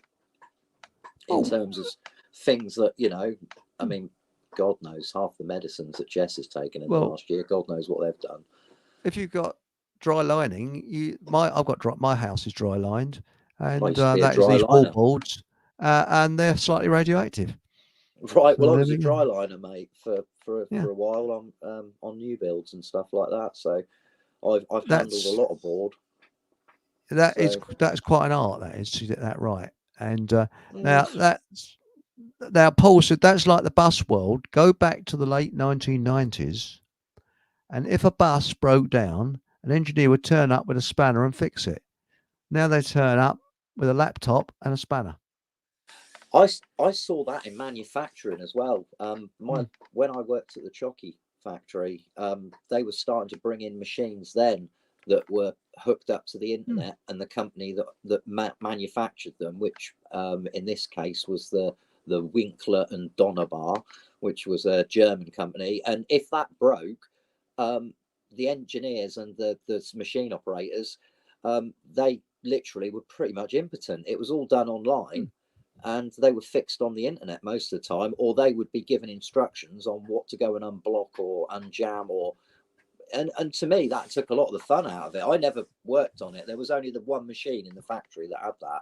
I liked the older machines where you were running them, you know, and if they broke, I agree with you. You had to problem solve and you had to fix it, and you had to think it through fast, and you had to do it quickly, mate, because when production lines aren't running, supervisors get very, very angry, mate. And if they don't hit their target at the end of the shift, they're in trouble. So nobody likes the line stopping, mate. I agree with it. And what gets me is that I think it was must have been 10 years ago, they said that they're going to import a load of cars from China that the DIY person can easily fix, which doesn't have electronic locks or anything like that. I'll be interested, because what gets me now, my Toyota, that's a 2-litre fuel injected, 1989. I get virtually the same miles per gallon from that as my neighbours' cars, who are much more modern. And on a long journey, if I'm not heavy-footed, I can get about 39 to the gallon, which is not bad from a 2-litre. Oh, hey, older cars all the way.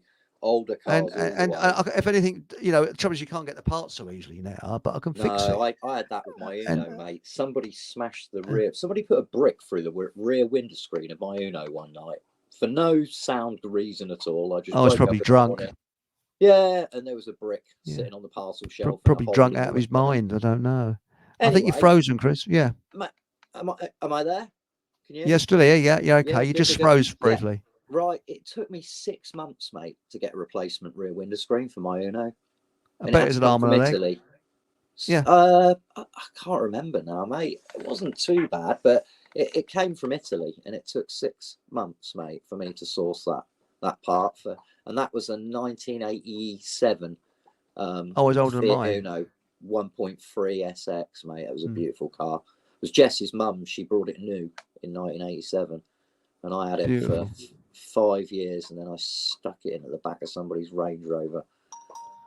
But there were the old apparently the old Land Rovers. I'm talking about the ones that were built in the 80s and the 70s.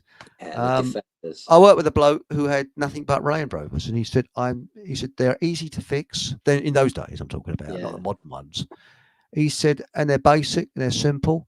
Trouble is the old diesel ones, Chris, wouldn't rust. Wouldn't rust, made from aluminium. You could literally just take panels off. You could even make panels for them, mate, if you needed to. I know what you mean. Yeah. The thing that gets me is all this electronic stuff. I mean, it's unbelievably overcomplicated. But if the cars did 200 miles to the gallon, fine, I wouldn't worry about it. But they're not. They're doing the same sort of miles per gallon as my Toyota. Mate, that's all been by design, hasn't it? Stop people from fixing things themselves. I mean, when I was a kid, mate, you'd see even my dad had a set of them wheel ramps that you drove the car up so you go underneath it. I've still got them. Yeah, still use them. Yeah, I don't ever remember seeing my dad use his, to be fair. But I don't drive up, and I actually jack the car up and wedge them under because it's too frightening to drive up them on your own. Yeah, they're pretty scary, aren't they? Yeah, but you'd see it all the time, like mates and dads under their cars, tinkering away, fixing things, and they make it harder, mate. They literally build the cars. So like my neighbour, this was a few years ago, I think it was the battery. To get to the battery, he had to take this ducting out to get to the bloody battery. For me to give him a jump start. It was ridiculous. Well, but they do that on purpose. Well, the nightmare is a smart car. You have to take the whole front off to change the light bulb. Yeah, that's ridiculous. And it really is. Yeah, there's ways and means around it, but when you take the whole front off, I mean, it looks really weird with the front off, But good to see you, Chris. Good to see you, William. And that's it. I watched something on your channel the other day, mate. I can't remember what it was now, but something popped up and I thought, oh, that looks interesting. And for the life of me, I cannot remember what it was. But good work, William. Keep it up, mate. William puts some really good stuff out. I'll check him out. That's life, but not as we know it. Yeah. Honestly, he does some fun. I remember there was one random one I watched on there, and it was a documentary he put up, and it was about the Bay City Rollers manager being a bit of a wrong and things that he did to the lead singer and things like that. I mean, mate, I'll watch anything. I'm one of them. I'll watch literally anything, and it was really interesting. So good work, William. Keep up the good work, mate. Honestly, brilliant. Chris, well worth checking out. Now, Paul said, look at skills that have been lost, such as on the railways, where every 10 years locomotives and units would be overhauled in massive loco works. It's every skill that is being lost. And, that's it. Just on that as well, Chris, really briefly, when I was 16, mate, we've got a massive RAF base in Norfolk, RAF Marham. It's not too far from King's Head. And they open their doors up to local schools for work experience, which is fantastic. So when I was 15, I went to RAF Marham to do my 2 weeks work experience, and I was supposed to be with the Royal Engineers Battalion that was stationed there. And they got shipped out to Saudi Arabia because it was in the September before the first Gulf War. So they had already gone out to Saudi Arabia, so they weren't there. So they took all the other people from my school that were to their posts and dropped them all off. And at the end, I was kind of right. So I ended up in a thing called VMMU, which was Victor Major Maintenance Unit. And they used to get the Victor K2 tankers in there, and they used to strip them down to the last rivet, mate. They used to take the whole plane apart, everything. And they would service what needed servicing, fix what needed fixing, make new panels, whatever. And then they would put the plane back together. Fantastic 2 weeks, mate. 15. They got me pissed a couple of times as well, which was brilliant. I was like 15. And yeah, they had a couple of beer calls and they invited me to both of them. My mum weren't too happy. I wet myself in the car on the way home on one of them. Anyway, I digress. But yeah, what point I'm making is this would have been in the late 80s. This would have been 1989. I wonder whether the RAF still sort of do that now, or whether that is now subcontracted out to British Aerospace. I very much doubt it. Yeah, I can't imagine that those kind of things still go on now. And like what our man said there, I can't remember who it was, sorry, but yeah, we are all these skills and that people that had are going down.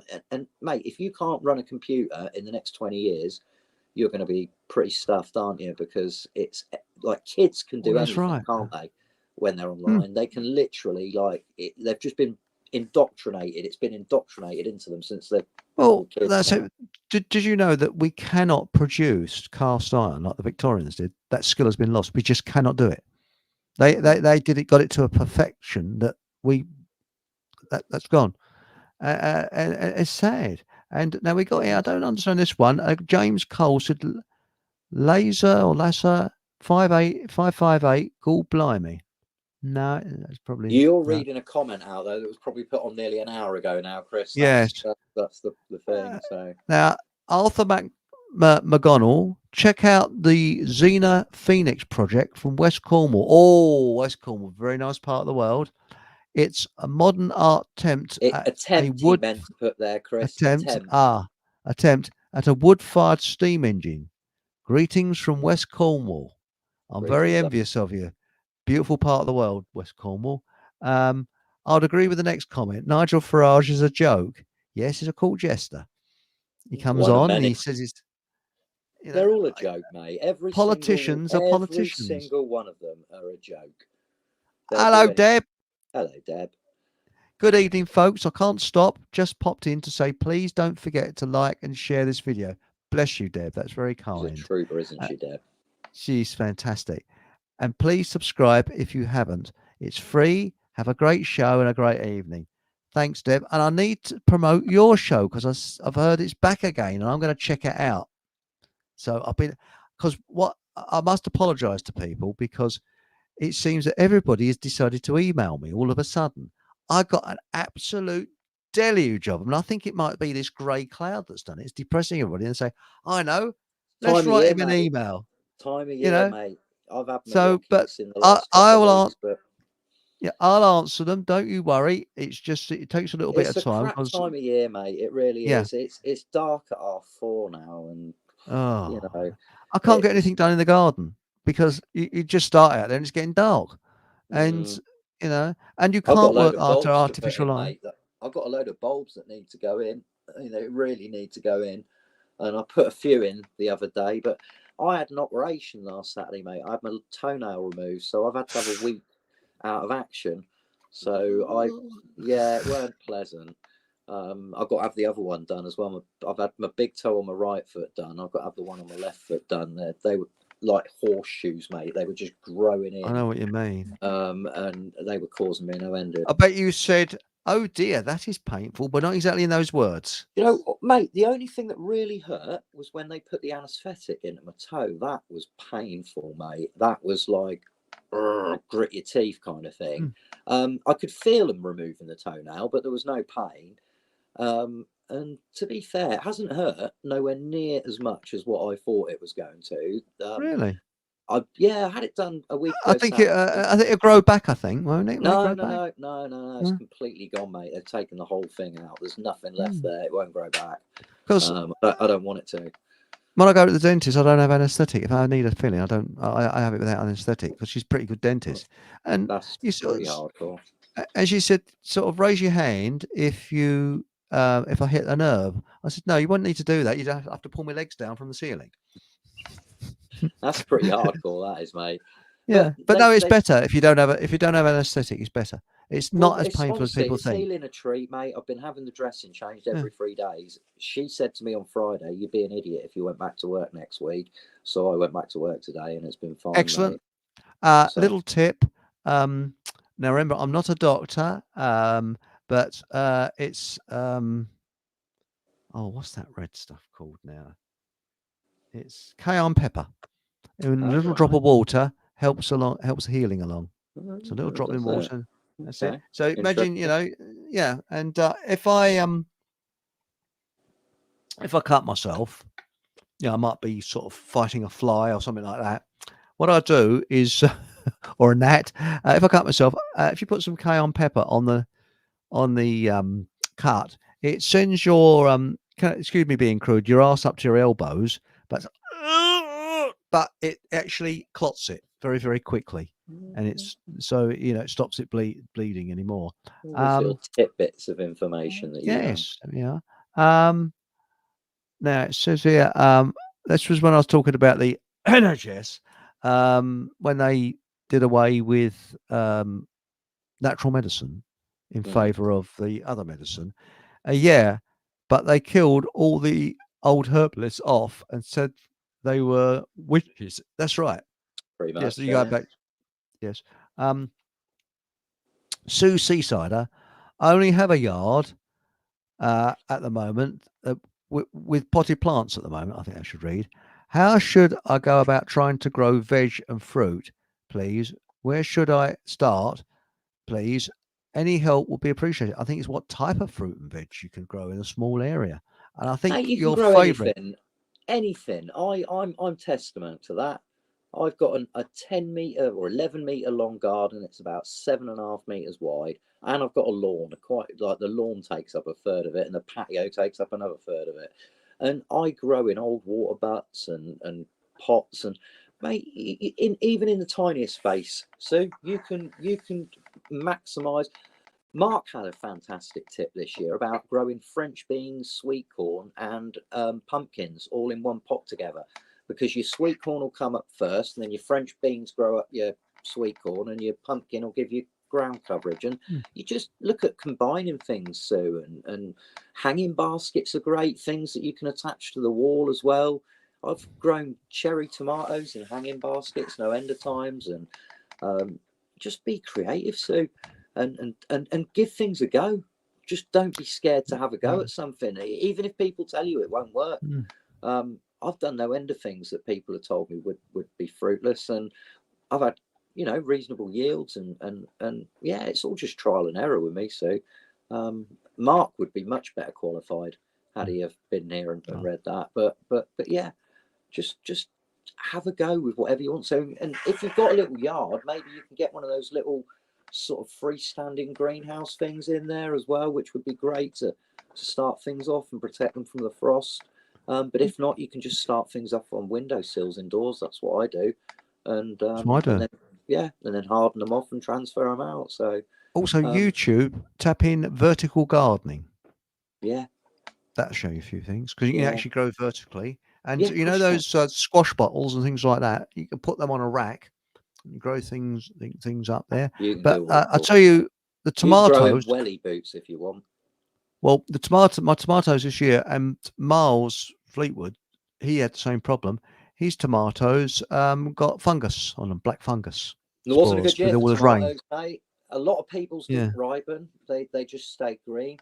I'm quite lucky because my old boy Alan, who I spend every Wednesday and Friday with, although I'm actually going to his tomorrow now because I didn't go last week, so I've moved him, shunted him forward a day because I'm sure there's lots that he's doing. But anyway, he's got a massive polytunnel, and we'll be taking tomatoes out of there till December, mate, right up until the Christmas. Now we've got no end still, and they're ripening still, mate, because they're in the polytunnel. They're ripening a treat, but they were late, mate. We didn't get them until July time, end of July, until we started. Mine were late, but I had a good time when we had the sun, and I was getting them going red. And then when the rain started, because we had a lot of rain, then I got the fungus, because I've actually got black spot on my roses, and I keep cutting it off, and black spot comes back because of the rain that we had. But I've got a very embarrassing potato problem. I think we need to share this quietly between ourselves. You see, I don't think the neighbours have noticed yet, but my potatoes, I put them in, I think it was September. Do you remember I told you I was planting potatoes? Was it September? I can remember us discussing potatoes last year, but not this year. Yeah, well, I put them in, and they're dying off. I thought it's a bit quick for them to sort of die off, isn't it? I mean, I would have thought it had been about December. So do you think it's just I should read them their last rites, and that's There's two possibilities here, Chris. It could are you planting them in a place where you planted potatoes last year? No, I've actually put them in containers. Right, so they're not there, because what I was thinking, what could be happening, because I've had this before where things have shot up and died quickly, but what that actually was a spud that I'd left in from previous year. That had then sort of half sprouted and given up the ghost. And when I sort of foraged in the butt, I found that the others were going all right, but they weren't coming up yet. So that was, I don't know, mate. It wouldn't be too wet, because potatoes can be as wet pretty much as they want. It's weird, isn't it? They're all dying off, and I'm just wondering whether it's nothing though. Chris is going to nature's plan at the moment. I had Virginias that were in flower in June. I've had, there's all kinds of rum stuff going on, mate. I've got Ceanothus in places that's gone into flower this month. Far too early, mate. Ceanothus should be going into flower until sort of late April, May time. You know, but they're all over the place, mate. There's Ceanothus. I mean, I've got 3 in my garden because I love Ceanothus, mate. So I've got 3 in my garden, and one of those has gone into flower. One at the vet's today where I am, that's gone into flower. Only a few flowers, mate, but still nowhere near where it should be. And I've found that all through this year, mate, with loads of different things that should be thriving aren't, and things are in flower when they shouldn't be. And mate, who knows what they're spraying on us on a daily basis? And well, this cloud, I don't think I've ever known this overcast cloud to hang around for so long. And when you look at next week's weather forecast, it's the same. It's the same. It's just grey. Just grey and dry. But at least it's dry, mate. Well, that's right. I mean, this time last year was horrendous, mate. It started raining in October. It didn't stop till April. It was shit. So I'm not too bothered about the fact that it's overcast. At least it's dry, and there weren't a lot of wind today, which is great, mate, because I spent most of the day sweeping up leaves.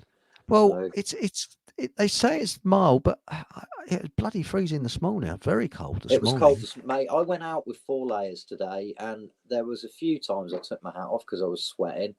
But then this afternoon we were barrowing a load of mulch, so that's quite hard work. But yeah, I didn't really feel like even at all today, like taking any of my layers off. You know, like I say, I took my hat off a couple of times, but it weren't warm a day. Weren't really cold either, but it weren't. Saw the sun briefly for about an hour. He came out. Sorry about that. That's Barkley. That's all right. Bone. And well, that's all right. Well, you're lucky, mate. We didn't get any sun today. Well, we were lucky because we're on this corner bit where the sun, where the winds are coming up from France. Apparently, now it says reconciliation says, I have heard comfrey makes good chicken feed. And Hereditous Get Fucked said, never buy a China guitar, probably pallet wood. Yes, you got a very good point there. Be like a skiffle group, you know. Now, what we got here? We got some more. Oh, hang on, we got here. Now,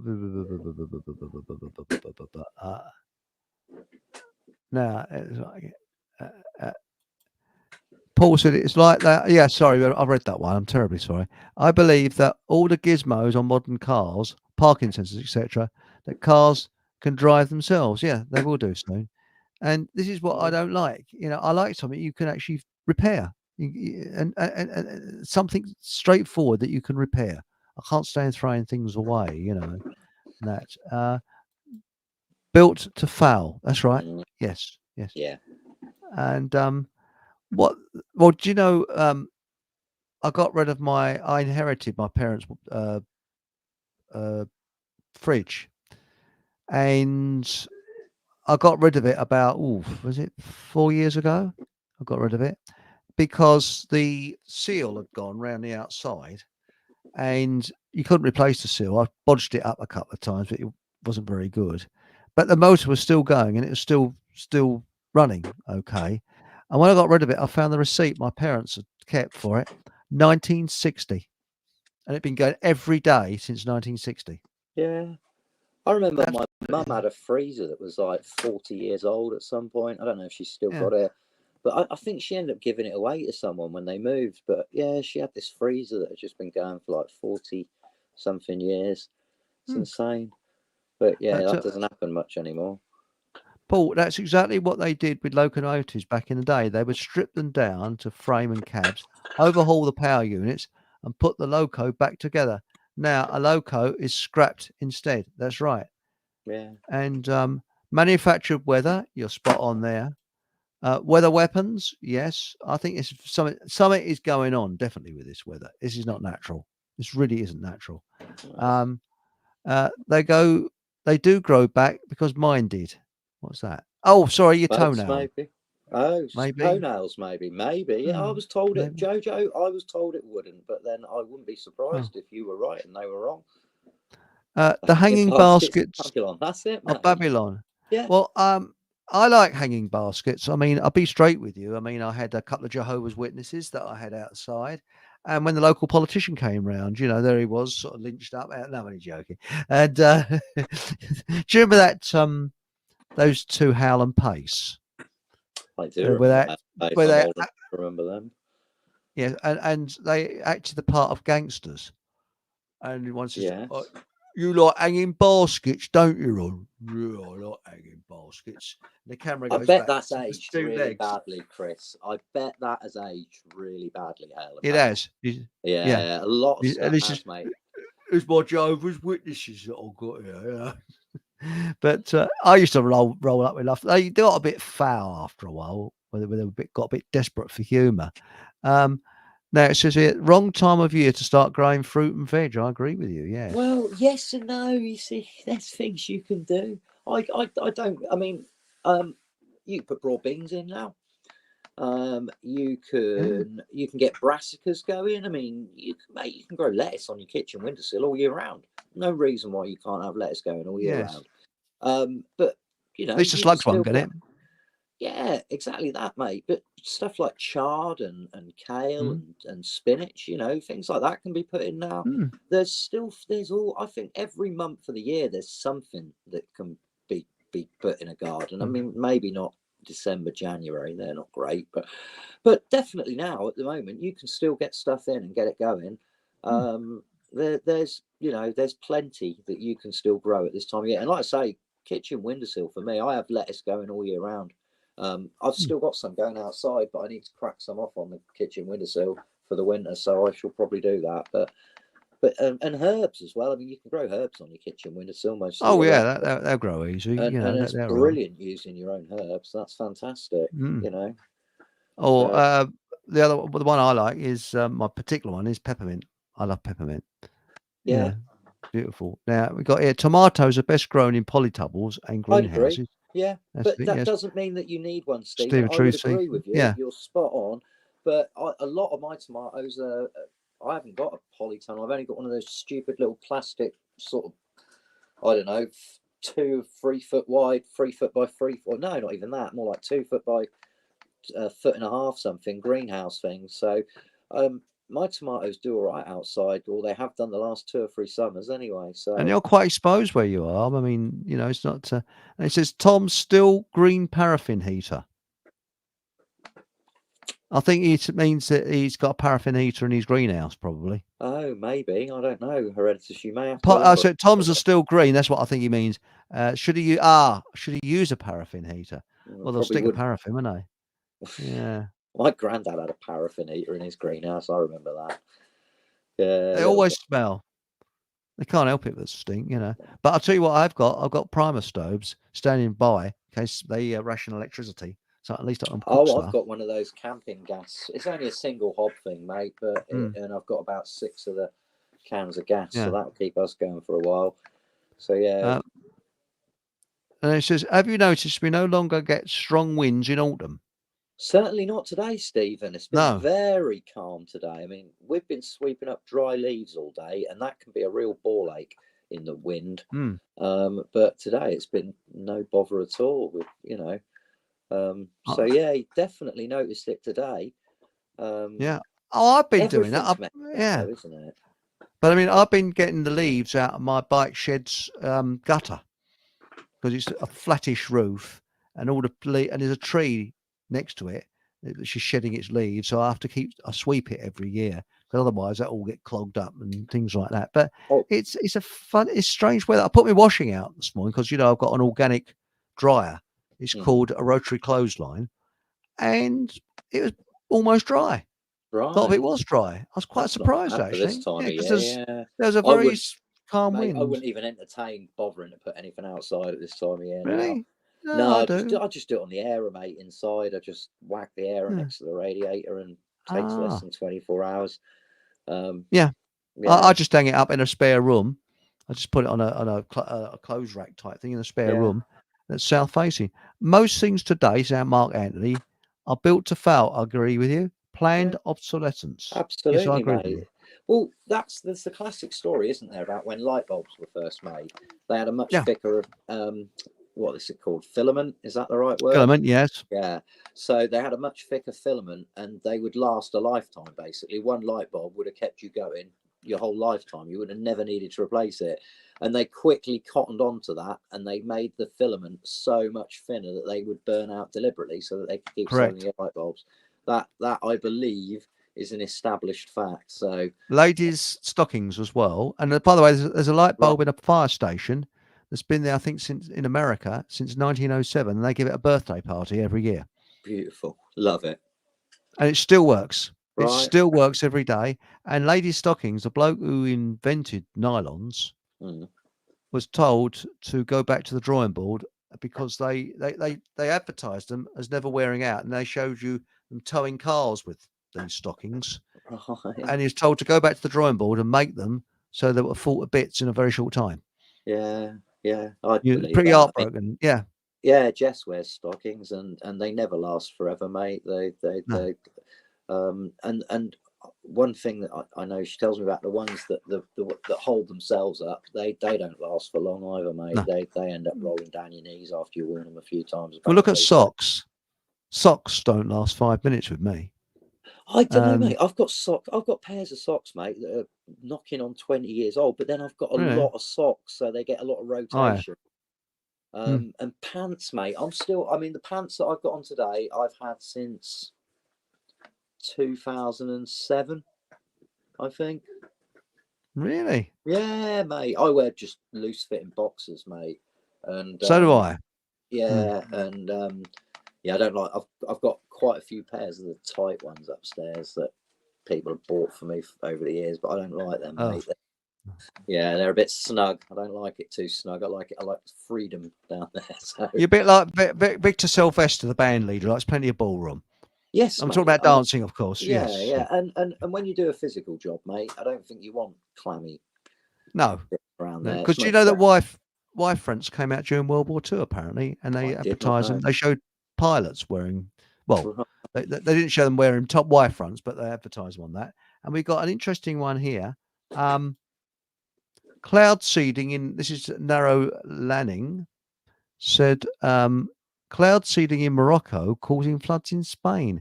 See link and discussion at 125. Right. Nothing surprises me. Narrow laning, is it? Yeah, narrow laning. Nothing surprises me, mate. I'm pretty sure that most of what happens these days is orchestrated or conducted by somebody. Budgie smugglers. Yeah. Budgie Never had a pair of budgie smugglers, Dan. Never indulged myself in them. Had the wife fronts when I was a kid. But everybody did. But to me, they must be 100% cotton.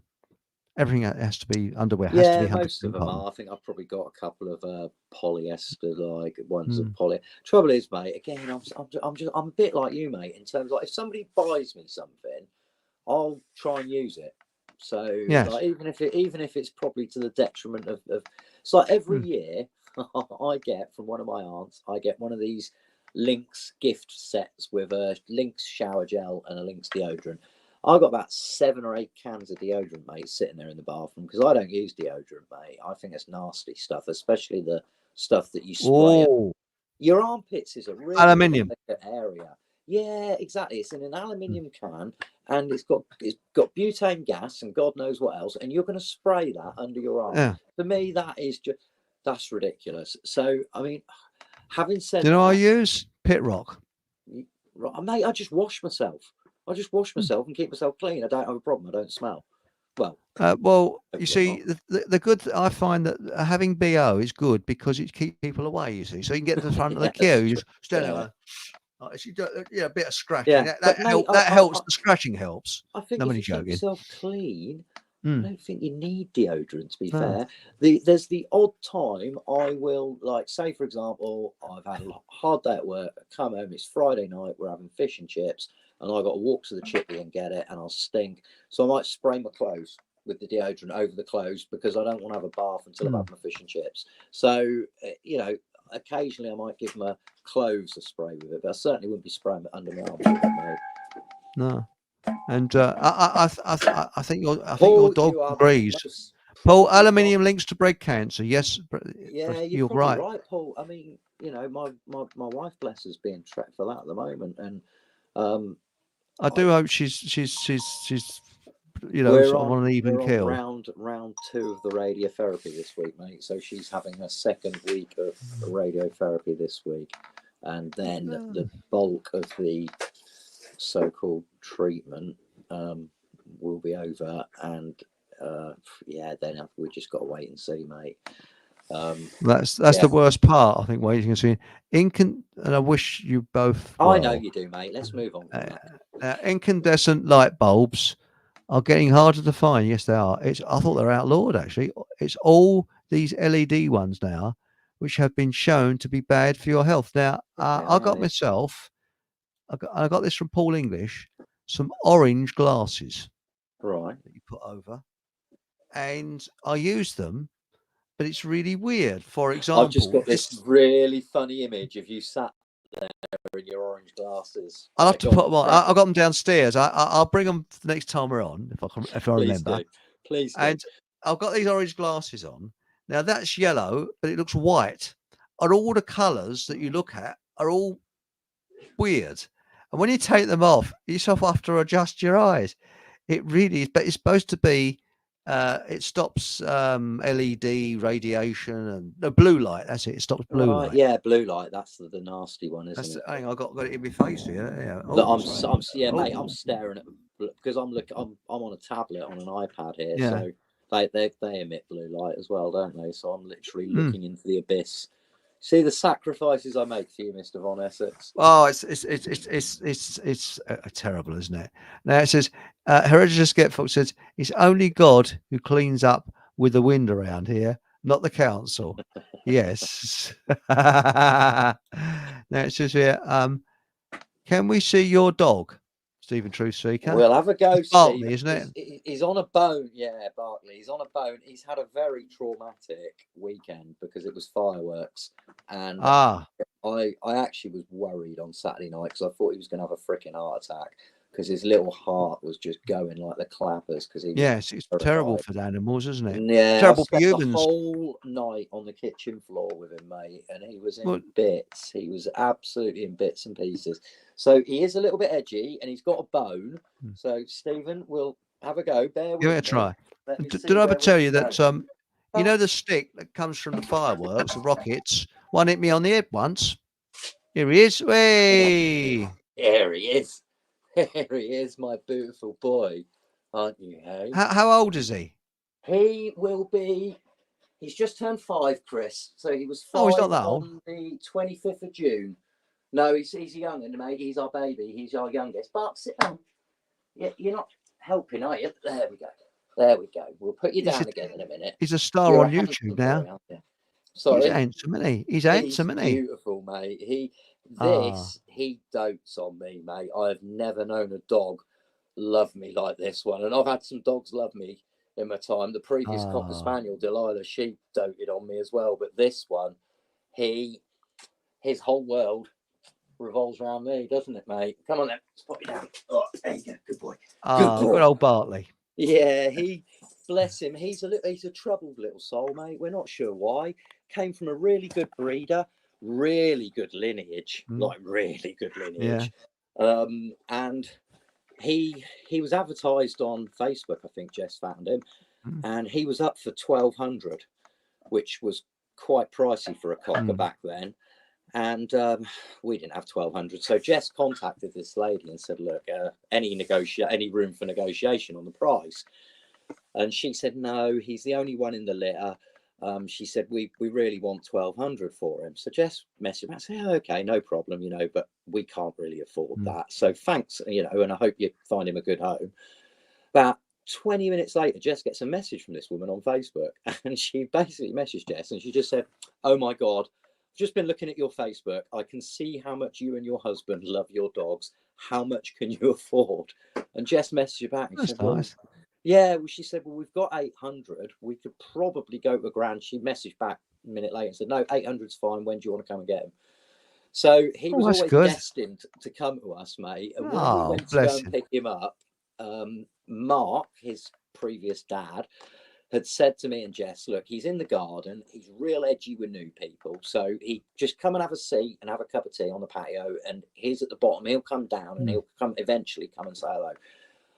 I swear, Chris, we walked through the back gate in the back garden. He was right at the back end of the garden. It was a long garden.